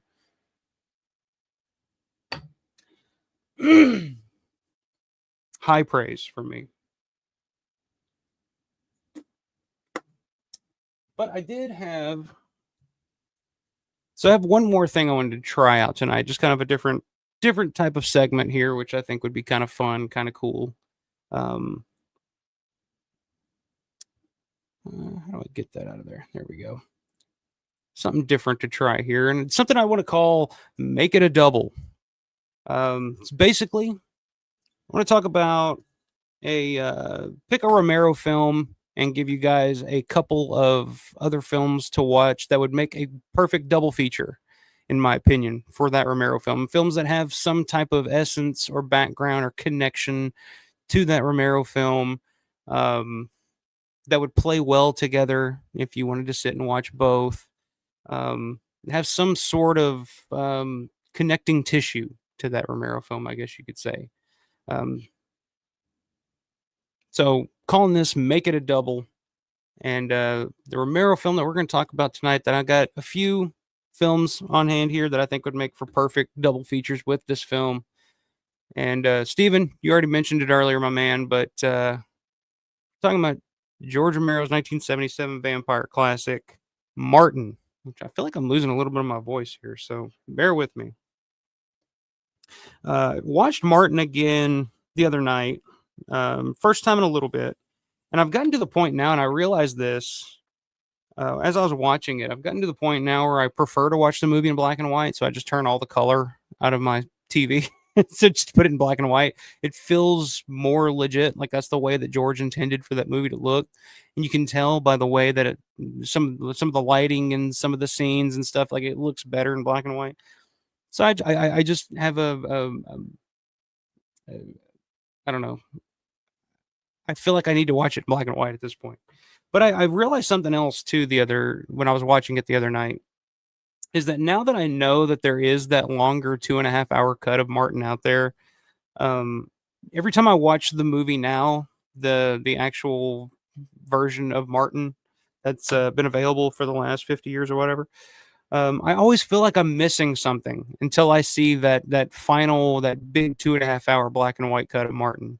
I always feel like there's something missing here. That I'm just like, oh man, I bet there's extra dialogue here. Or I bet this scene would connect to something else over here because I don't know.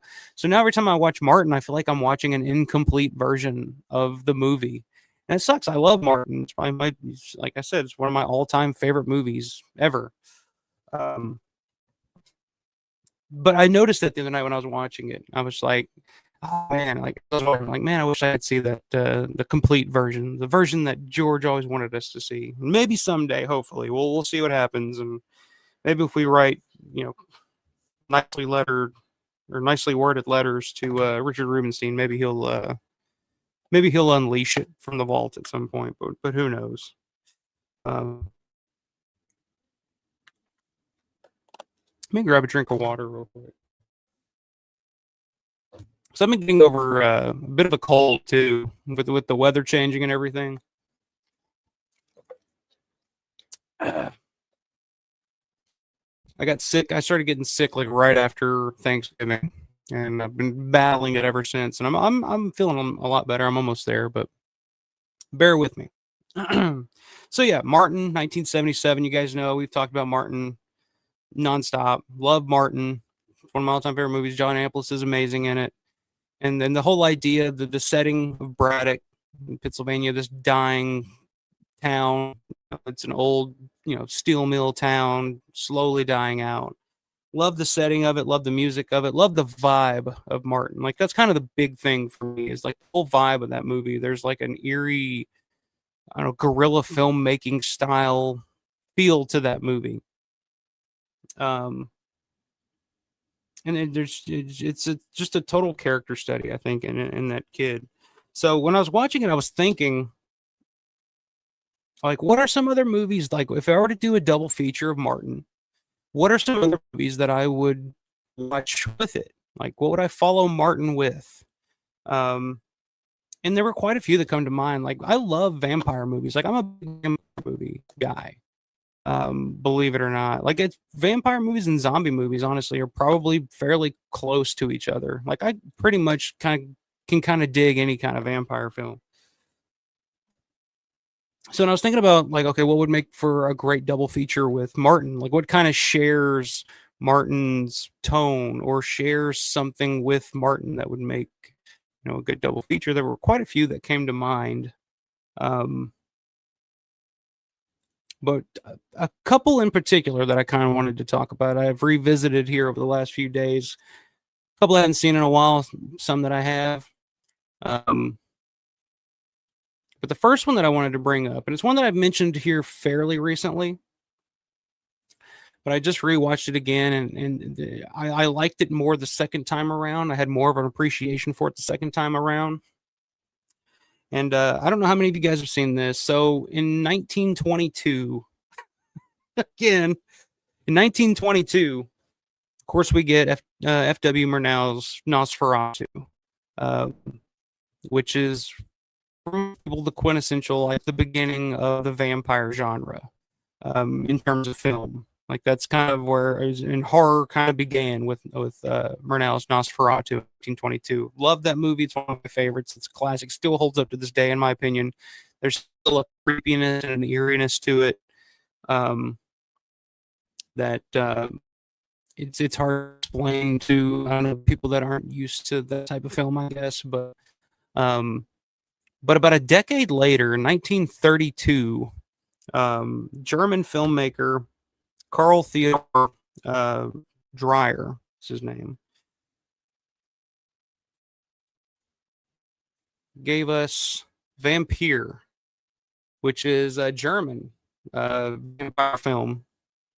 And Carl Thor had just done like what was the big one? He just come off like a big production. Joan of Arc, I think, was the name of the film from a couple of years prior. Just come off of a big production, and after that, he kind of started getting into, okay, I want to do like a not necessarily a vampire film, but just a what's the word I'm looking for? Not an exploitation film, but something more marketable, something that he could sell to a wider audience. Because the Joan of Arc film that he did was a big flop, and it was a big studio production, had all this, effects and crew members and stuff, and it didn't go well. So he wanted to do something smaller, something more marketable. Which Vampire, when it came out, I don't think made a lot of money either. So it kind of fell flat on that. But for those of you who haven't seen the movie, it's one of those films that it's like half silent film, half it's like right at the beginning of the transition from silent film to the talkies to sound. So there's like a little bit of sound, there's some dialogue in it, but for the most part, it feels very much like a silent film from that time period. But there's certain imagery and certain vibes in Vampire that are still very unsettling to this very day. From the very beginning of the film, like the guy standing on the boat dock with the big Sith, like that's almost like an iconic fucking image to this day. And there are certain aspects of Vampire that I feel like Romero pulled directly from this film and put into Martin.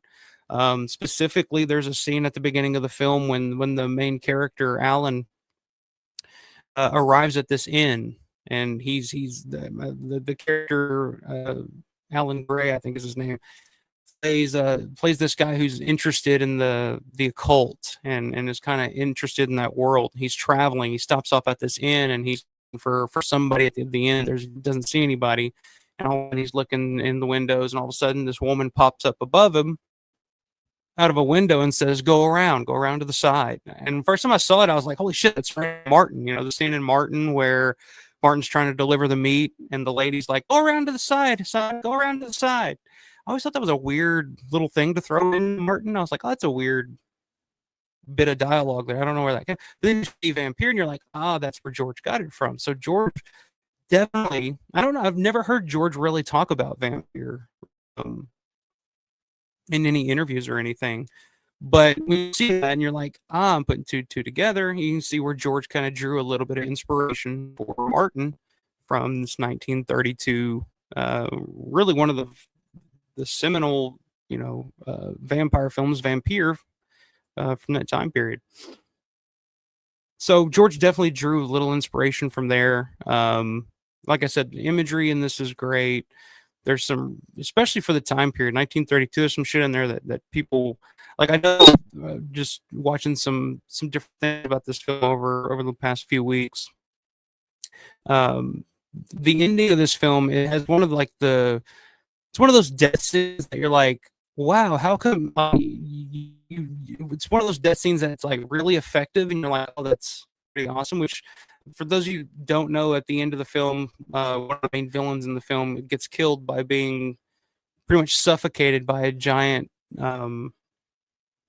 vat of flour. Basically, they're in like a sawmill, and of course, a lot of the movie takes place in an old factory. So immediately, I think about old factory Martin. It's like the old steel mills.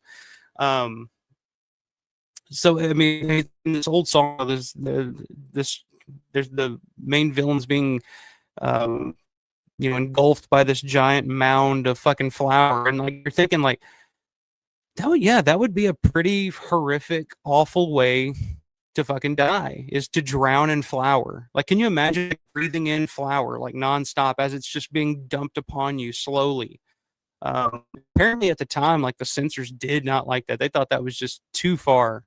Like I said, we're talking 1932. This is the same, right around the same time that, which, Dracula, Todd Browning's Dracula had come out, I think a year prior, but Dreyer had already started working on the screenplay for Vampire before Dracula had already come out, which Dracula had been, in some plays and stuff prior to that. So it was a thing, which Vampire is not strictly a vampire film. It definitely is, but it's definitely more occult. It has more unexplained supernatural elements to it. A lot of like the imagery of the shadows and stuff that you see in the film, like it's definitely a very inventive, creative, and dark film, to the point where the filmmaker Carl Theodor Dreyer, to the point where I think he admitted himself into a mental institution after he finished filming the movie. And of course, the lore, the mythology of the film is like, oh, it was such a dark place to make this film. Which could be true, but again, there's also the pressure of having yet another bomb at the box office and thinking his whole career was destroyed. Which he would go on to make other films and stuff. He'd have a career after the fact. So, but there's always that story, that lore that the filmmaker actually had to check himself into a mental institution after he finished making this movie. It was so dark, and he had to go to such a dark place. But yeah, I mean, it's definitely, it would make a great double feature, just because, like I said, you can see where George drew a lot of inspiration for his film. This film, it's one of the original like blueprints for any vampire film afterwards. And like I said, there's just some really imagery and some really great, guy getting, um, the main character is getting locked into this coffin where he's just been, kind of paralyzed and looking up and watching through this glass window. The villain's kind of closing his coffin and nailing it shut, and it's like they have like a little turn screw, and you can hear the screw going in one at a time as the coffin's being sealed shut, and just a lot of very inventive stuff for the time period that I'm sure people were just, and yeah, there's stories of, critics tearing it to shreds and audiences saying, "How dare you go this far?" and, "How dare you do this?" Because I mean, this was like an independent foreign horror film at a time when, we were getting, Dracula and Frankenstein from Universal and all those types. Um, but it's definitely that next step from Murnau's Nosferatu is Dreyer's Vampire. It's definitely worth checking out if you're a horror fan and you're interested in the history of horror and where things began and where things progressed. Highly recommend checking it out if you're into that sort of thing. And again, Vampire makes a great double feature with Martin. So Martin and Vampire are coming soon to a drive theater near you. How many of you guys, anybody seen Vampire? Any thoughts or feelings? So this is the Criterion box set collection of it, which has some really cool stuff in it. Um, Documentaries on and some interviews, which it's funny, you see like documentaries and stuff for a movie that was made almost 100 years ago at this point, and you're like, people up, but a lot of level uh, stuff uh, with director, and I think it's from like 1970s when they pulled up some of this. Of course, this is Germany in 32. This is like right before fucking World War II, and then Hitler came to power, and then the Nazi regime and all that shit. So it's interesting, and the I think I want to say that the filmmaker Dreyer was actually staunchly like like against anti-Semitism too. And I think he's done some stuff. I don't remember reading a little bit about it. And because it comes with a little booklet here with some different stuff, some different essays and write-ups about. But it also comes with this book. It's actually it's got the actual original screenplay. Theodore Dreyer and Kristen Jewell, I think is the name. And it's got another little story in here as well. I don't know. It's a pretty cool little collection from Criterion. Like I said, year-old movie, so I mean, it looks like 100-year-old movie. But yeah, I recommend if you're interested in horror, if you're interested in horror, give it a watch. Like I said, there's some really fascinating visuals and effects and stuff that were way ahead of its time, and some real creepy performances in it as well from some of the characters. So recommend that if you're a fan of Martin, recommend checking out Vampire from 1932. Anybody seen Vampire? That'd be interesting. Michelle Martin, my third favorite Romero. There you go. Definitely my second favorite Romero. Steven says Martin / Fright Night, 1985. That's a good one. You can watch Martin, a movie about a wannabe vampire, and then watch Fright Night, a movie with the coolest vampire of the 1980s. There you go. I love Fright Night. That's a good one too. Definitely different tonally, I think, but yeah, I can get behind watching Fright Night any day of the week. Drone Matt says good call, Steven. Bonnie says Vampire is a favorite. There you go.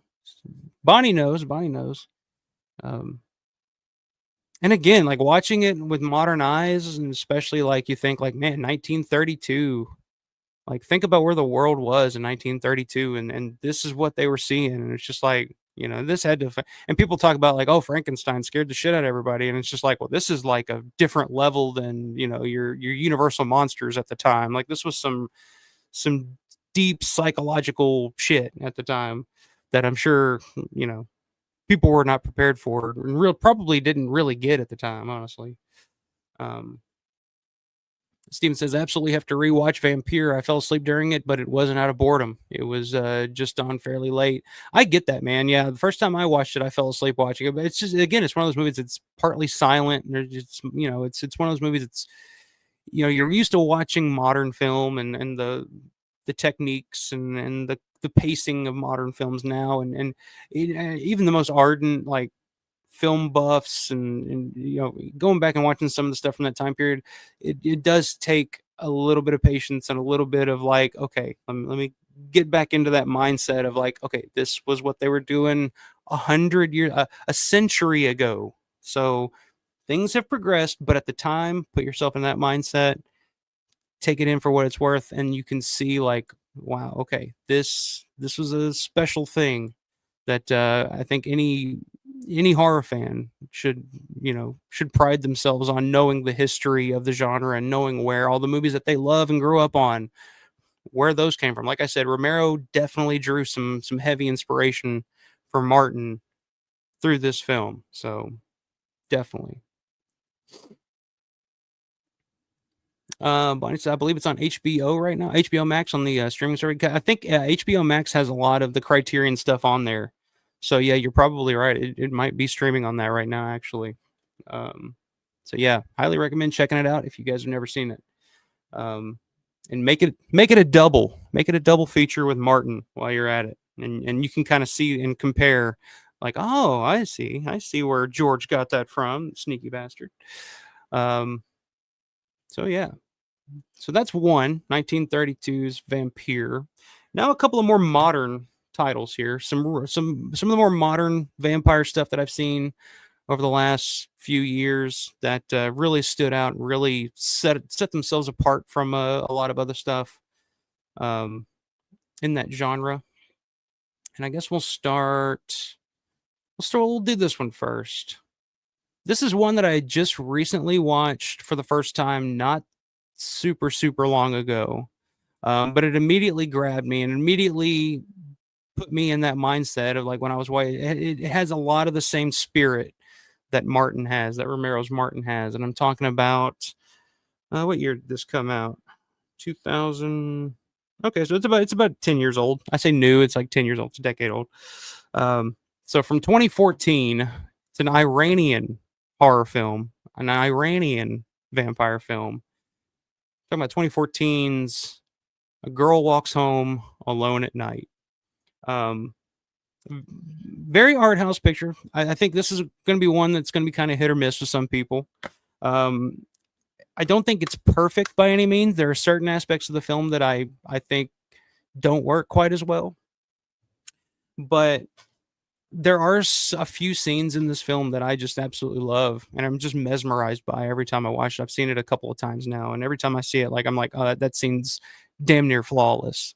There's some interesting characters in it, which one of my biggest pet peeves with the film is that one of the most interesting characters in the film gets killed off fairly early, and I'm just like, I would have loved to have seen more of that guy. But outside of that, it's a very interesting vampire tale. Like I said, it's an Iranian. It's the director was Lily. I can never pronounce her name, so I had to look at Lily Amirpour. I think is how you pronounce that. Who knows? I'm from Kentucky. Who knows? We had 2014 low budget indie black and white vampire tale. It's very reminiscent of Martin, and you can tell by just reading the description on the back of the box here. It sounds very much like Martin. So I'll just read that. Strange things are afoot in Bad City, the Iranian ghost town, home to prostitutes, junkies, pimps, and other sordid souls, is a place that reeks of death and hopelessness, where a lonely vampire is stalking the town's most unsavory inhabitants. But when boy meets girl, an unusual love story begins to blossom, blood red. So yeah, you can kind of see the connections there with Martin. But the film, again, great, some really good performances. Like I said, there's some really good scenes in this film that I really enjoy. And it's a bit of a different take on the vampire or lore. I guess it has a little bit of a, no, I'm thinking about it, it's a little bit of a, it has a little bit of a feminist flavor to it. It's, the vampire woman going out at night in a very dangerous situation where women aren't supposed to go out at night, type of thing, and she's the the one stalking the victims, and the men, the bad specifically, uh, are the victims as opposed to down.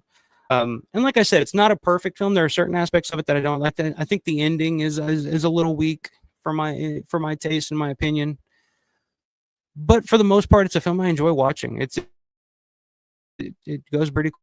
And like I said, you get a lot of the imagery of like the barren town where a lot of people have left. There's some pretty visceral in the film as well. Like there's a big pit where they're just dumping bodies at this point because really explained, but you just assume that this town is such a shithole that people are getting left and right, whether it's from the vampire that's stalking around the streets at night, or whether it's from the gangs and the drug dealers that are, running wild through the city, whatever. But just the feel of the town, kind of the ghost town feel, kind of reminds me of Brad. It has that vibe to it quite a bit, and the idea of this, quiet, kind of sweet-looking girl who, kind of lure these people in, kind of has that vibe of Martin. He seems so innocent and unassuming that it's kind of believable that he'd be able to work his way into these situations for his to get his victims or whatever. Kind of has that vibe to it. It definitely has. You can definitely see there's some inspiration being drawn from this movie from Romero's Martin. It plays out very, very similarly, and there's some likable characters in it. The main character is okay. I wouldn't say he's the most likable character in the world. He's not like a bad guy or anything, but he's a little two-dimensional for my taste. But there's so many supporting. Like there's a prostitute in the film that's very sympathetic, I guess, and the vampire the in this is kind of on her side, trying to get her to escape and get away from that lifestyle and everything. And she's there's a few others. There's some drug addiction side story going on here with certain characters. So there's a little bit of everything in this film. And like I said, it's a little, I don't know, there's some things that work for me, some things that don't. But I do enjoy it. I do like this movie quite a bit. It's again, it's an Iranian horror film, which I think I read somewhere that a lot of the film was shot in LA. So but it's in Iranian and it's subtitled and whatnot. So I guess it's an all Iranian cast, I guess. But yeah, I mean, I enjoy it. I don't know if you guys have seen A Girl Walks Home Alone at Night, but recommend it. I think it makes for a like if I were to do so like Martin and Vampire, I would watch Vampire first and then watch Martin. I think it'd be a good double feature that way.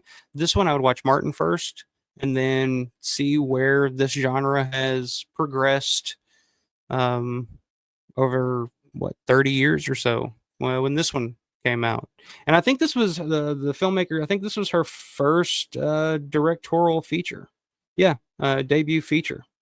Which she's done some stuff after that, but I don't think she ever really blew up or really done anything that I can think of off the top of my head of note. But I remember when this came out, it had quite a bit of buzz, and I know Roger Corman was a big proponent of the film when it came out. I remember hearing quite a few people kind of mention this film over the years of like, oh, that's a movie you got to watch. Like that's something different right there. So I finally got around to watching it a few years ago for the first time and really, really enjoyed it. Ended up picking up, this is the Kino Lorber put out this version. some years back. I think it came out in 2015. So yeah, right when it first came out. Yeah, fairly standard edition. But that's the beautiful thing about Kino Lorber. It's like, fairly priced Blu-rays and 4Ks, and you're not getting a giant box full of random shit you don't need. So, but yeah, recommend it. Girl Walks Home Alone at Night. And again, it's very art housey, so it's going to be for some people, and some people are just not going to dig it, and I totally get that. Like I said, certain aspects of it that I don't think are great, but for the most part, it's definitely worth checking out if you're a fan of the genre at all. Steven says, I dig silent films. Chaplin, Phantom of the Opera, the original Marcus, the others, but you have to have a certain mindset to enjoy silent films. Yeah, I love.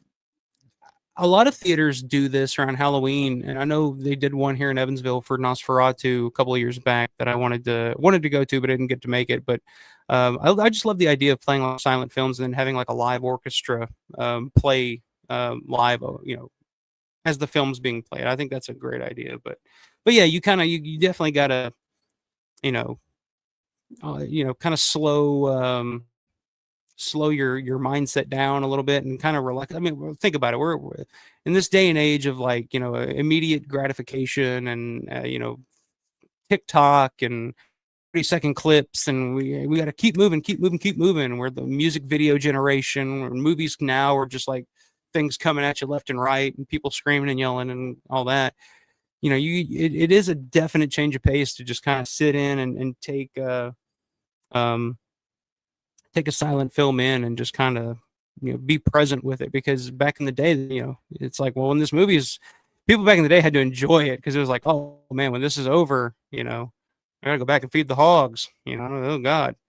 But again, it goes back to like, back in the day, it was cutting edge shit back in the day, and nobody could see the future and what the future held after that. Is like what we were talking about earlier. But another thing about A Girl Walks Home Alone at Night, it does have some element to it. Like it's a very quiet, understated film at times, and it kind of helps build the suspense a little bit and kind of the terror of the thing. And the score in it is like, there's really good music cues in it. There's some good songs in it. Like it uses it's more popular music, not popular for us, but I guess for Iranian audiences, more popular choices in music. And there's certain aspects of the score that kind of remind me of Ennio Morricone and a lot of his spaghetti western stuff, which I thought was kind of cool. I kind of dug. So I don't know. There's a lot of aspects of this film I like, and I check it out. Check it out. Steven says, A Girl Walks Home Alone at Night / The Night Eats the World. Art house vampire equals art house zombie film. I have not seen The Night Eats the World. I will have to check that out for sure. Night Eats the World. Write that down. Right next to Rolling Thunder. Night Eats the World.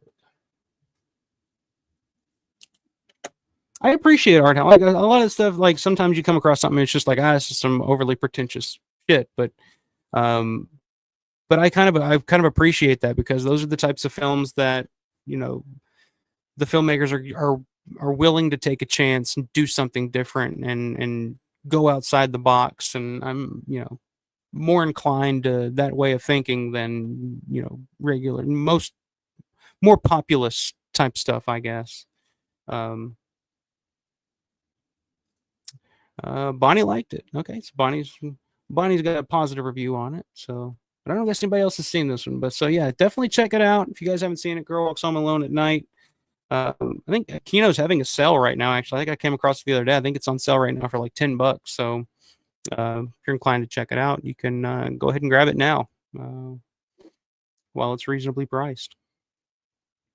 So yeah, so that's the second one, and then the third and final one I just watched again today, because it's always in the back of my mind, but it's one I haven't watched in a long time. But I remember the first time that I saw it, I was absolutely blown away by it, and it's one I always think about, and I'm always like, oh man, I got to go back and rewatch that. I got to go back and rewatch that. And in preparation for doing this and thinking like, okay, would that be a good double feature with Martin? And watching it again today, I was like, yeah, this is a good double feature with fucking anything.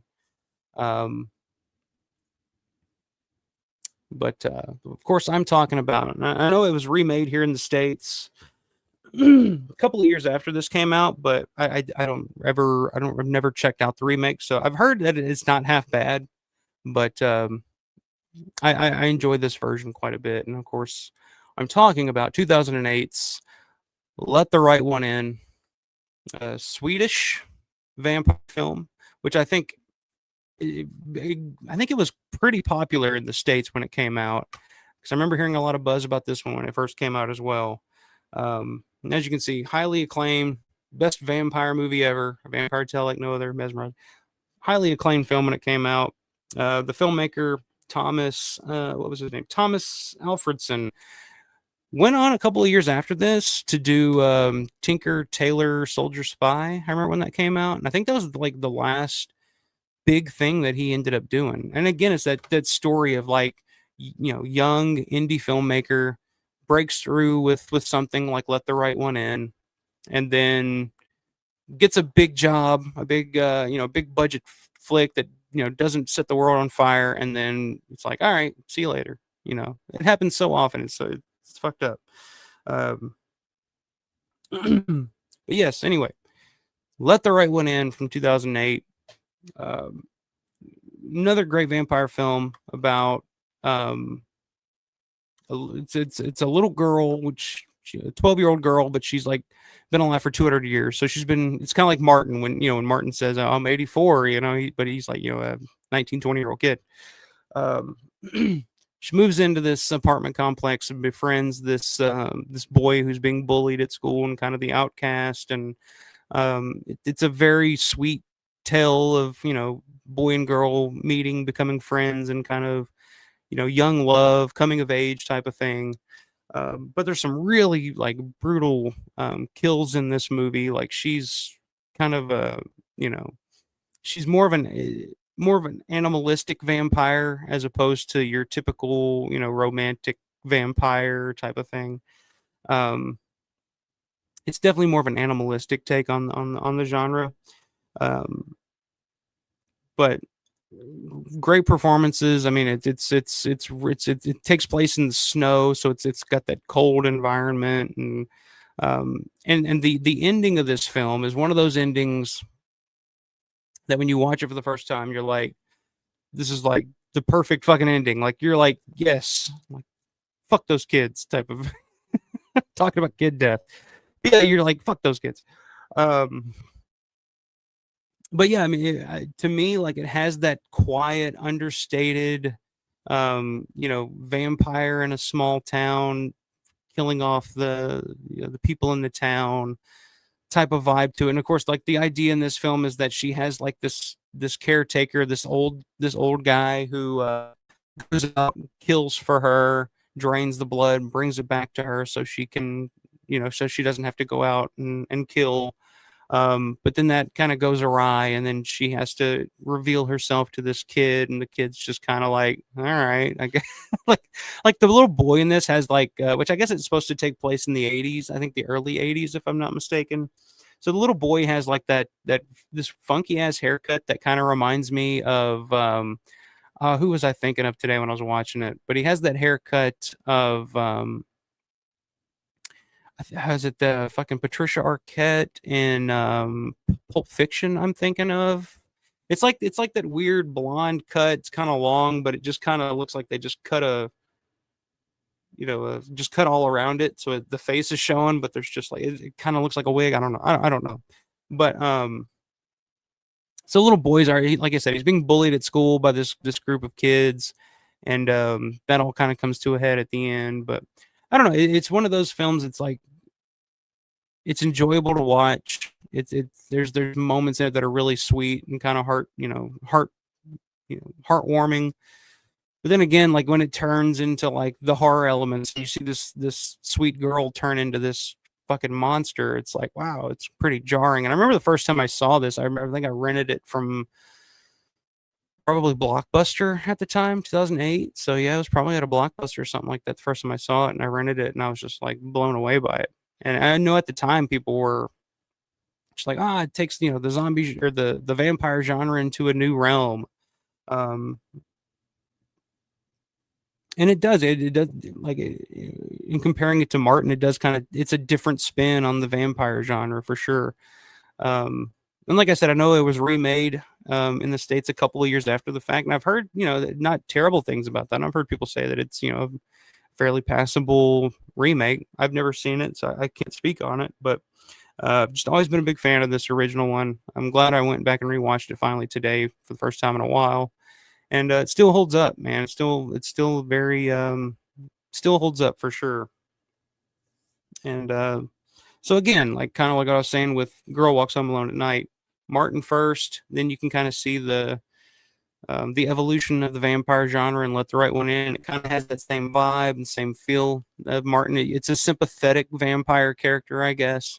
One that you're kind of that they're a monster and they're doing horrible things that they shouldn't do, but you still care for them anyway because there's still something likable about them. I guess that's the big thing I always take away from Martin. Why I love Martin so much is that John Amplis's performance in Martin is just incredible. It's like everything horrible that a person could be, he is in that movie. Rapist, stalker, cannibal, blood drinker, whatever you want to call it, murderer. But at the same time, you feel bad for him, you care for him, and that's the same thing in this movie. It's like that this girl is a monster, and the people that the victims that she's taking, and the people that are getting killed in this movie don't deserve it for any particular reason. I mean, most of them till the end, which I won't spoil it, but if you guys haven't seen it, but until the end, and then it's like But for the most part, everybody else at the film is just like they're just innocent people that are just happen to be in the wrong place at the wrong time. And still, even you're still rooting for her to win in the end, and that's kind of the same vibe that I've always gotten from Martin, is that you kind of want him to kind of overcome in the end, despite all of his evil doings. So yeah, Let the Right One In. To me, it's kind of a forgotten classic. I don't think people talk about it as much as they should nowadays, especially. But yeah, very good, perfect double feature with Martin if you're ever inclined to do so. So recommended.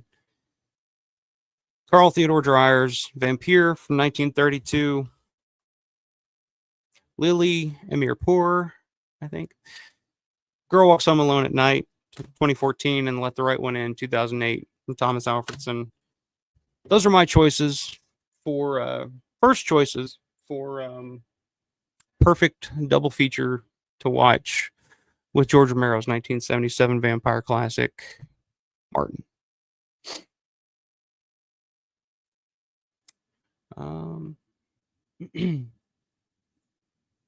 Bonnie's a fan. Bonnie loves that one too. Bonnie's got good taste in movies. I can tell. Steven says, Let the Right One In / Abigail. If vampire kids are your thing, Abigail should float your boat. Abigail has an interesting take, in my opinion. That's one I've been meaning to check out. I've seen that on some streaming service here recently, and I think I put it in my watch list, but I haven't checked that one out yet. But that's another one I've heard good things about. Yeah, I mean, Martin's kind of a vampire kid movie. A little older kid, but still a kid nonetheless. Bonnie's saying, not saying it would go with Martin, but the Vortilac is a vampire movie worth watching. It's strange and visually beautiful. Never seen that one. Is that a American? What country of origin is the Vortilac? Is that how you pronounce that? Vortilac? I'll put that on the list as well. Because, like I said, I'm a big vampire guy. I've found that out more and more over the years, like Nosferatu, and even watching, because like my buddy Will is a big Subspecies fan. Full Moon Pictures Subspecies. I'd never heard of it until I met him. And then he was just like going on and on about, fucking Subspecies, man. And I'm just like, I've never heard of it. Like, I'll have to check that out. And then finally got me to watch it, and I was watching. I was like, oh wow, okay, like this hits all the pressure points that I look for in a good vampire film. There's like different there's different vampire films.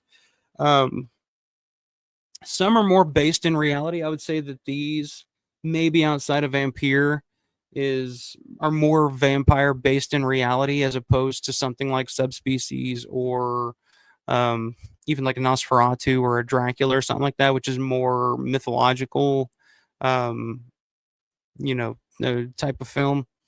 Um, and I kind of I enjoy both of them. Like there's very few, and even like some of the stuff from the 80s, like we're talking about Fright Night, Lost Boys. Love that stuff as well. I don't know, there's something, and I think it's because when I was a kid, like vampires were the scariest to me because they were the monsters that looked like everybody else. They always give you that. And I think that's the thing I love about Martin is that you never expect it. It's the thing I love about these movies is that especially with like Let the Right One In and Girl Walks Home Alone at Night, it's like those are the people that you come across that you'd never expect it, and then all of a sudden, and it's perfectly portrayed in Girl Walks Home Alone at Night when all of a sudden, she sprouts the fangs. And it's like, that was always like my biggest fear when I was a kid was coming across somebody and you never knew, like, oh my God, is this, are they a vampire or are they not? So like growing up, like vampire movies always were some of the scariest to me. Even like some of the more goofy stuff, kind of like, um, Bordello of Blood, Tales from the Crypt, Bordello of Blood. I remember watching that when I was a kid, and just looking back on it now, like it's like, it's kind of silly. But when I was a kid, like it was a vampire movie, so I was fucking freaked out. And Fright Night was the same way. Like I remember Fright Night scaring the shit out of me when I was a kid too. Especially that scene when Chris Sarandon, when he's looking at Chris Sarandon in the window, and you see like Chris Sarandon, this beautiful woman. When you're a kid, you're seeing like, oh, it's about to get good. It's a sex scene or something.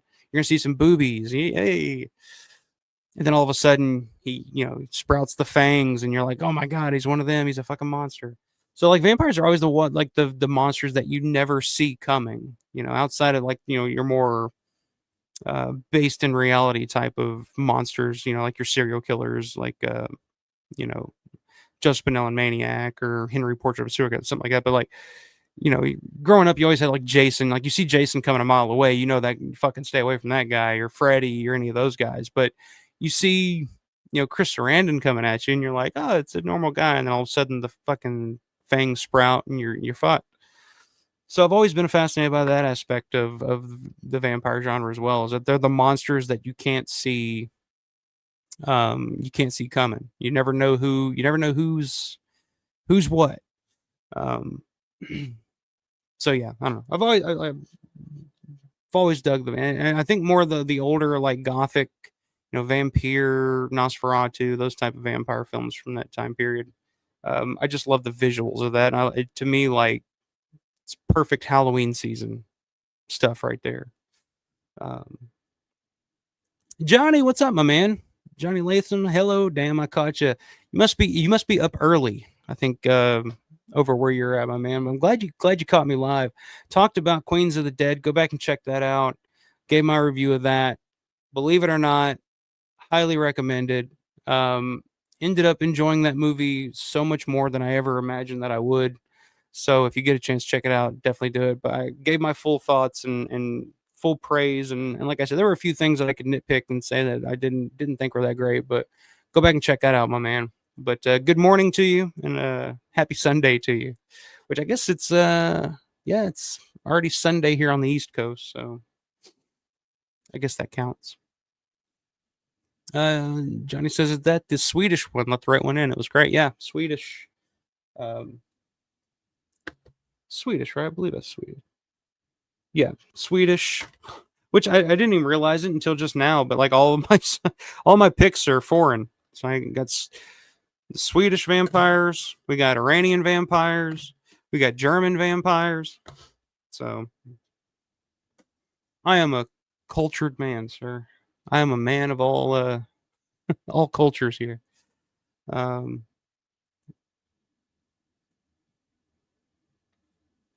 and there we go. French 2023. Okay. All right. I can dig that. Borderline 2023. I'll make a note of that. Johnny says Salem's Lot still freaks the shit out of me. As a kid, it terrified me. I hear that a lot. Like I think that's a big one for people our generation growing up. Because I mean, Salem's Lot was one that they played all the time on TV back in the day growing up. I remember seeing that when I was a kid, and like I said, it everybody talks about that scene with the the boy floating at the window and stuff. Like that's the shit that fucking fucked me up as a kid, man. Like when I'd lay down to go to bed at night, those are the things that would keep me up and give me nightmares and like make me afraid of the dark. Like that's the shit that makes the kid afraid of the dark, thinking like, oh, your friends, just gonna be at your window at any time, um but yeah, Salem's Lot's a good one, which George was originally supposed to do Salem's Lot as a feature film, and he was set to direct it, and he got that gig, you know, from Martin, the studio, which I guess it was Warner Brothers at the time, saw Martin and George. The way George tells it, it's like, oh, typical studio fashion. Um, vampire in a small town, perfect. Get that guy to do it. He can do it. Which George ended up not doing. It ended up going to Toby Hooper, of course. But getting that gig introduced George to Stephen King, and then from there we got Creep Show and Dark Half and all the stuff that they worked on after the fact. But I always thought that would have been interesting. But again, the Stephen King movies and Stephen King adaptations, like just to me, work better as like television miniseries. Like they need time to really flesh out to grasp the entire thing, unless it's like a Brian De Palma doing Carrie or a Kubrick doing The Shining or something like that. Which to me, like I've never been a big like Stephen King reader, um, so I don't know the books as well as I do the movies. The movies to me are always fine. Like growing up watching Cujo and those types, like they were always it's good enough for me. But I know people that are huge Stephen King fans of the books that like all those movies like it doesn't even do the story half justice. So I just think that they always work better and when they have like a mini series or something that they can really flesh it out the way that the book does. Um, and that's why George didn't want to do TV, or that's why he didn't want to do Salem's Lot, just because they decided to make it a TV miniseries, and George didn't want to do TV at the time. So that's why we never got that, unfortunately. Um, Steven says, kind of off subject, but if you like 1980s vampire films, Vamp. Grace Jones is a vampire. Enough said. I've heard of Vamp. Never seen Vamp, but I have heard of that one. I can't say I really come across that one too often, but it's definitely on the radar. But never seen it. Trying to think of a vampire movie I don't like. Even shit like From Dusk Till Dawn is like the perfect kind of Romero adjacent film to me. Like growing up, like when I first saw From Dusk Till Dawn, I had already kind of discovered George. Like we're talking 99, 2000. And for me, like when I first saw From Dusk Till Dawn, for some reason I thought that was a Romero film because Savini was in it, Nicotero was in it. It felt like something George would do, that type of film. So when I first saw it, I was like, "Is this a Romero film?" Because at the time, I was only used to seeing Savini in George films, so seeing Savini in something else was like kind of a trip at the time. But yeah, even stuff like From Dusk Till Dawn is one of my all time favorites. Love From Dusk Till Dawn. Yeah, I'm trying to think of like a vampire movie that I just don't like. And I think that's the thing, that I wasn't the biggest fan of the new Nosferatu. Um, I think that was the reason why I didn't, wasn't attracted to that movie. It didn't feel like a vampire movie to me. I don't know why. It just felt like he was a monster who was going to eat you or something. It didn't have it didn't feel like a vampire movie to me for some reason. Like I was talking about with Subspecies, like it hit certain checkpoints that I look for in a vampire film that make it work for me or not. And that one just kind of missed those, in my opinion. But what do I know? Seemed like a lot of people like that movie. So, Johnny saying, yeah, it's like 6 a.m. in Scotland. Good to touch base. Absolutely, man. I always dig dig when you're able to hop on live. 6 a.m. What are you up so early for, man? What are you doing? It's Sunday. It's the day of rest, sir. Well, QQ. Okay, so I see you complete your question here in a second. I'm gonna get Bonnie first here real quick. Bonnie says I would be remiss to not mention The Hunger since the guy in my profile pic is Peter Murphy. Okay, so The Hunger is a vampire. I've never seen The Hunger. Okay, I've heard of that one as well. That's one I've never checked out either. I'm trying to think of like a vampire film that I just don't like. There's some I like more than others, obviously, but one that I'm just like, oh, what a horrible movie. That movie sucks. I'm sure something will come to mind, but nothing at the moment. Johnny says Queen's got a high praise. I'm pleasantly surprised. I was too, man. I was very pleasantly surprised. I think, like I said, I was reading through my notes earlier when I was talking about it, and I think the first note that I had was it's kind of funny. Like 5 minutes into the movie, I'm already kind of giggling and kind of digging what's going on here. I'm like, yeah, it's kind of funny. And then 10 minutes in, I literally write, am I actually enjoying this? And yeah, I mean, if you're a Romero fan, like I said, there's fun callbacks to Romero stuff. There's fun cameos in it. There's little Easter eggs throughout that you'll pick out immediately if you're into Romero. So yeah, definitely recommend checking it out, man. I look forward to hearing what you think about it. Johnny says, "Oh shit, never knew the George Salem's Lot connection." Yeah, yeah.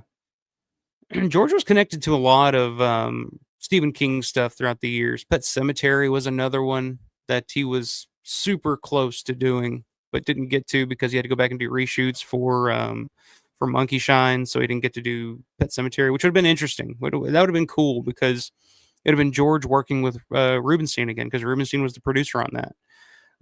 And who knows what would have come out of that? Because I mean, Pet Cemetery was a pretty big success when it came out. So who knows where George's career would have gone after that? But yeah, George was connected to a lot of Stephen King stuff over the years.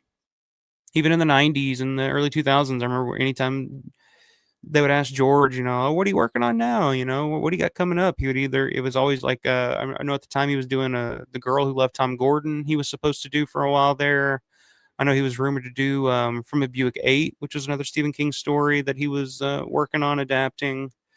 So yeah, I mean, he was attached to a lot of King stuff over the years that just never got made or ended up in somebody else's hands for one reason or another.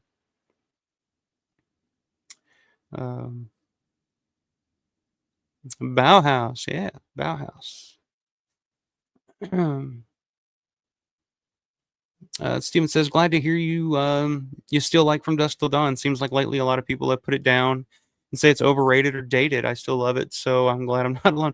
I haven't heard that. I haven't heard a lot of people say that it's overrated or dated, but I mean, I don't listen to a whole lot of people's opinions. I have select opinions that I take with a grain of salt and listen to. And most people, I've always like, to me, like From Dusk Till Dawn, I guess the one thing that kind of throws people off, I have heard that people say like, oh, the first half of From Dusk Till Dawn is really, really good. And then it kind of takes a turn into silliness, and that's what kind of turns them off. I have heard that from a couple people in the past, but for me, like, that's what kind of makes it work. Is that you're kind of in one type of movie, and then all of a sudden it takes a left turn into another type of movie, and I'm here for that. I kind of I love hard left turns. Like I'm always a fan of a good left turn. Johnny's saying I'm an early bird getting ready for church. Well, good for you, man. Good for you. There you go. I wouldn't expect that. How early is church there? Shit. Usually we got 9 o'clock service and 11 o'clock service over here. I've never been a morning person, man. 6 a.m. just ain't happening for me. I used to be able to sleep in later, but now I'm like 8, 9 o'clock at the most of the time. But yeah, 6 is rough. I didn't expect church though. That's a good one. Uh-oh. I have something I want to show you, by the way, too. You have a big fan, Rick, that you don't know about yet, but I need to hip you to that. Maybe on the next stream, I'll get it queued up and show it to you. But you have a big fan. I'll say Paul Farver is a big fan of yours, and he made something in your honor that I need to show you, but I don't have it handy. So it would take me a minute, but yeah, maybe next time, maybe on the next stream, man. I'll show you. But Rick, the North going llama, I have to do it. Have to do it. What's up, my man? Good to see you. Yes, sir. Happy holidays to all. Happy holidays to you, my man. I wish I had that handy. Oh God, I'll have to track it down. Paul sent it to me. I'll have to track it down and show it to you. But he sent it to me and he was like, "You'll get this." Now it took me a minute. I was looking. I was like, "Rick, the North going llama. I get it. I'll have to track that down." Stay tuned. Um.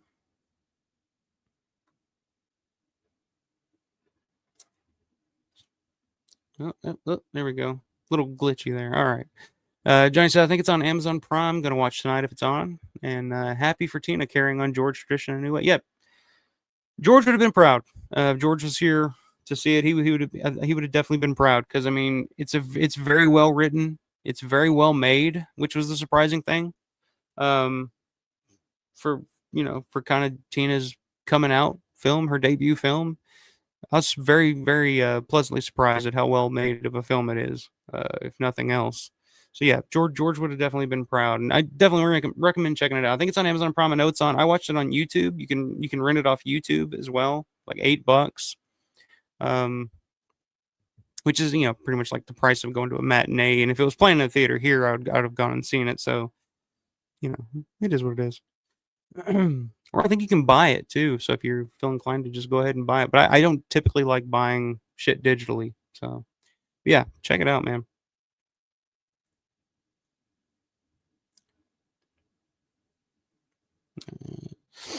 Man, when Dusk Till Dawn first came out, the change to the crazy second half was such a buzz. Yeah, that's one of those films I always love showing somebody for the first time just to get their reaction. Because all I'll tell them is, oh, it's got Tarantino in it, it's Robert Rodriguez, it's got that vibe to it, and of course the first half of the movie is just like your typical Tarantino crime thriller type of film. And then it takes a hard left turn into fucking Psychoville, and you either lose that person by that point where they're just like, okay, this is stupid, or they're just like, holy shit, I didn't see that coming. This is fucking awesome. And that's usually how you can tell a person's taste, I feel like. I had a conversation with my buddy Dustin about this years ago because he's a huge Tarantino fan, as am I. And we were talking about like that's one of our favorite movies to show somebody for the first time. Is From Dusk Till Dawn, and you can kind of get a read on somebody's taste for movies from watching that.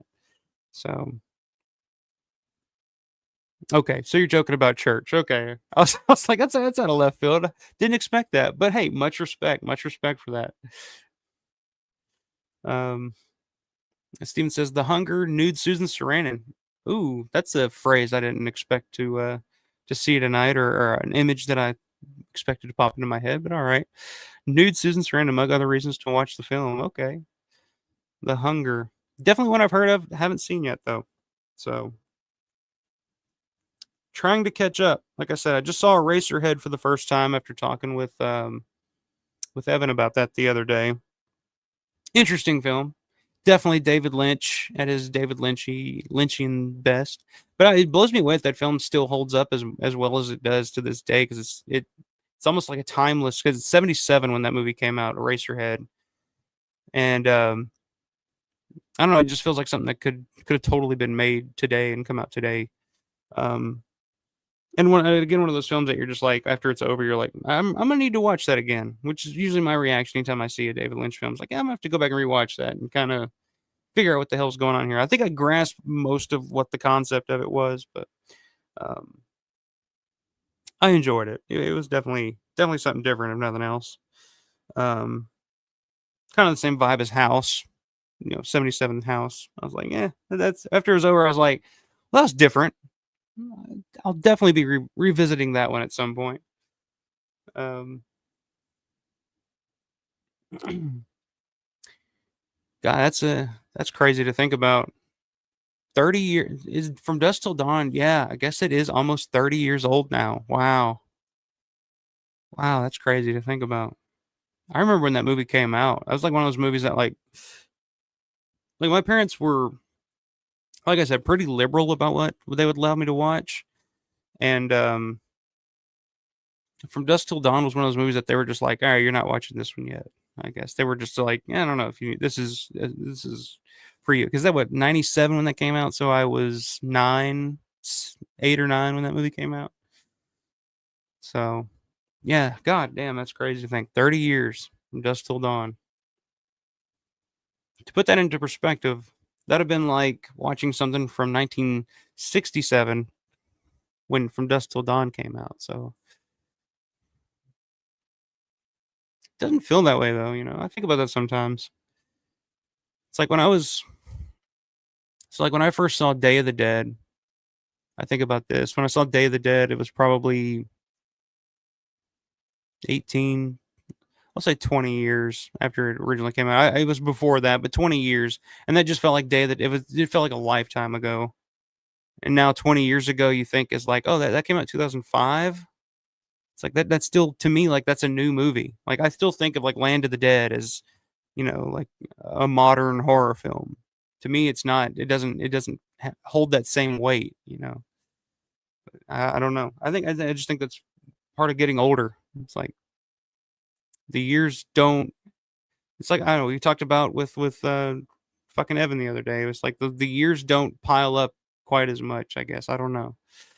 Um, 20 years when you're 25 is a long time, but 20 years when you're 40 or 45 is like it's not that long, I guess. Ah, all right, last couple here, and hop off here before my voice completely gives out. Like I said, I'm trying to get over a cold. It wasn't too bad, and it wasn't too sick or anything, but it's just that seasons change crud that always happens right around when it starts getting colder outside. Um, Johnny says, "Oh man, I love David Lynch, movies and art. Glad you loved Eraserhead. You got to watch his movies multiple times." Um, yeah, it's like I was saying with Evan, it's like some of his movies, like I really enjoy. Some of them I just aren't for me. I don't get. Um, but yeah, I see you mentioned one here in your next comment. Blue Velvet's one of my all-time favorite movies. Like I love Blue. I remember watching that for the first time, and I just became obsessed with Blue Velvet. Like I became obsessed with Roy Orbison because of Blue Velvet. I became obsessed with fucking Dennis Hopper because of Blue Velvet. It's one of my all-time favorite movies. Period. The Straight Story, Wild at Heart. Those are two I haven't seen yet. So like I said, David Lynch is one of those that I'm just kind of like, I mean, love it or hate it.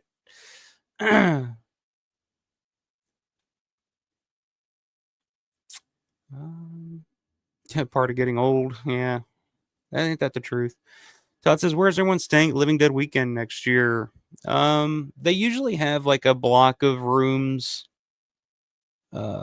set aside that they'll announce closer to the event for a decent price.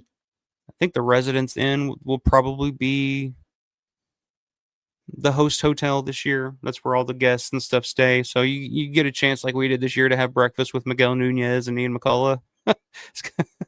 It's just a surreal moment where you're sitting there eating a bagel, and there's fucking Peter West from Zombie sitting over there, and there's fucking Demon from Friday 5 sitting there having breakfast with Grande, and you're like, well, this is pretty fucking cool.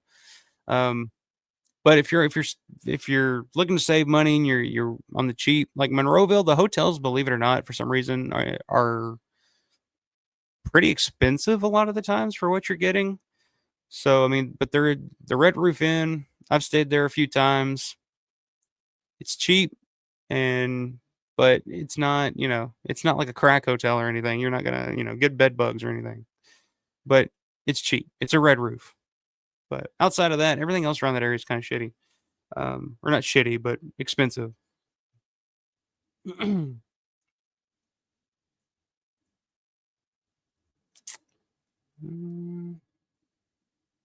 yeah, yeah. Love Blue Velvet. Yeah.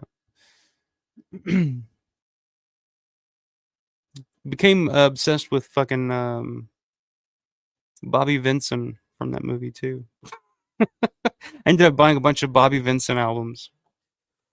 Blue Velvet, The Straight Story. That's one of those David Lynch films I haven't really heard a whole lot about. Mulholland Drive is like the next big one on my list of like gotta see it David Lynch films, because I haven't seen that one, but I've heard such good things from so many people that I feel like it's a must watch at some point soon. All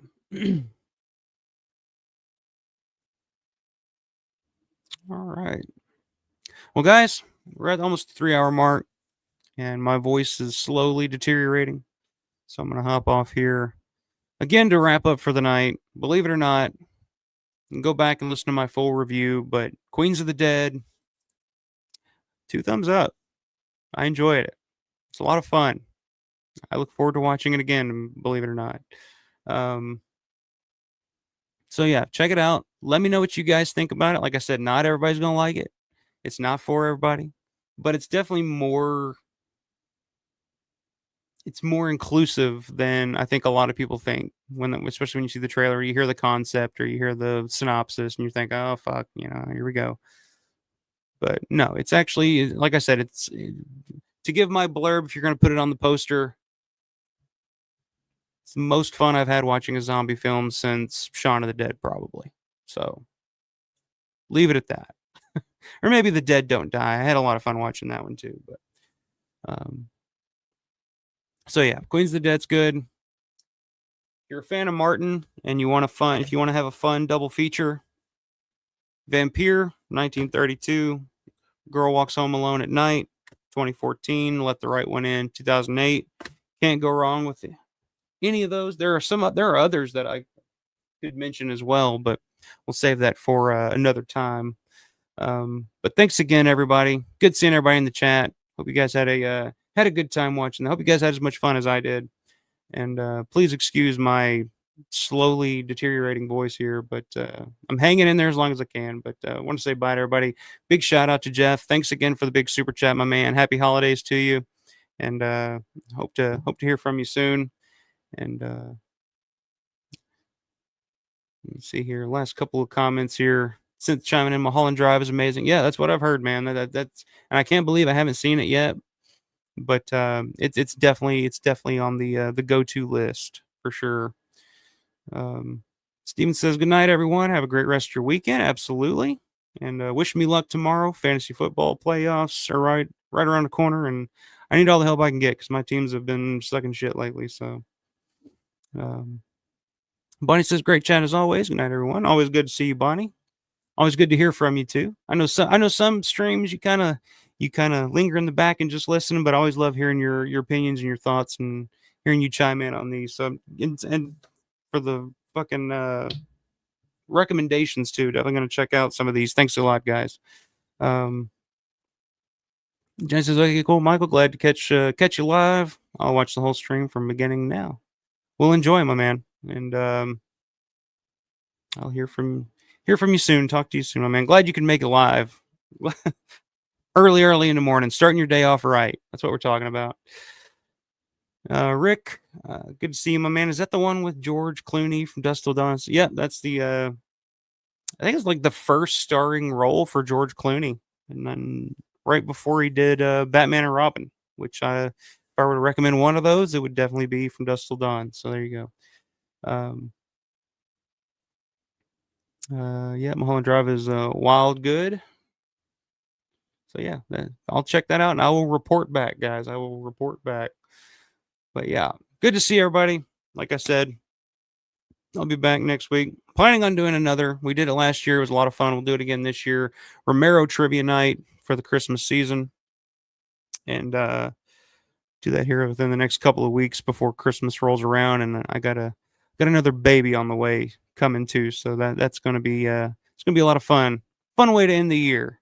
So wish me luck on that one. Check out the store. Help me buy some baby diapers. Shop that out for Romero.store. I think pretty much all month long they're running 40-50% off there, so definitely check it out. And they keep adding weirder and weirder shit that you can get, fanny packs and socks, and it's cool. So check that out. Shop that out from Romero.store. Get your loved ones something for Christmas, by God. Get the Romero fan in your family the gift that they will love and adore from now until eternity. Like the video, subscribe to the channel if you're new, if you're watching for the first time. I should say that at like the beginning, because I feel like by the end, it's like if you're hanging on this long, 3 hours in, midnight, 1 a.m. on the East Coast, you're probably hanging in there. You're probably subscribed to the channel, but um, um but yeah, I forgot to mention that as well, Johnny. Joe Pilato was originally supposed to play the George Clooney role in From Dusk Till Dawn. And there's actually a teaser trailer that they filmed for From Dusk Till Dawn before the film was actually made that actually had Joe Pilato in the starring role. It's pretty cool. I think it's on YouTube somewhere. If you want to look it up, just put Joe Pilato From Dusk Till Dawn. I think you can find it. So yeah, I forgot to mention that. Good call on that, John. But yeah. All right, good stuff, guys. Good seeing everybody. Have a great rest of the night. Great rest of the week. And as always, stay scared.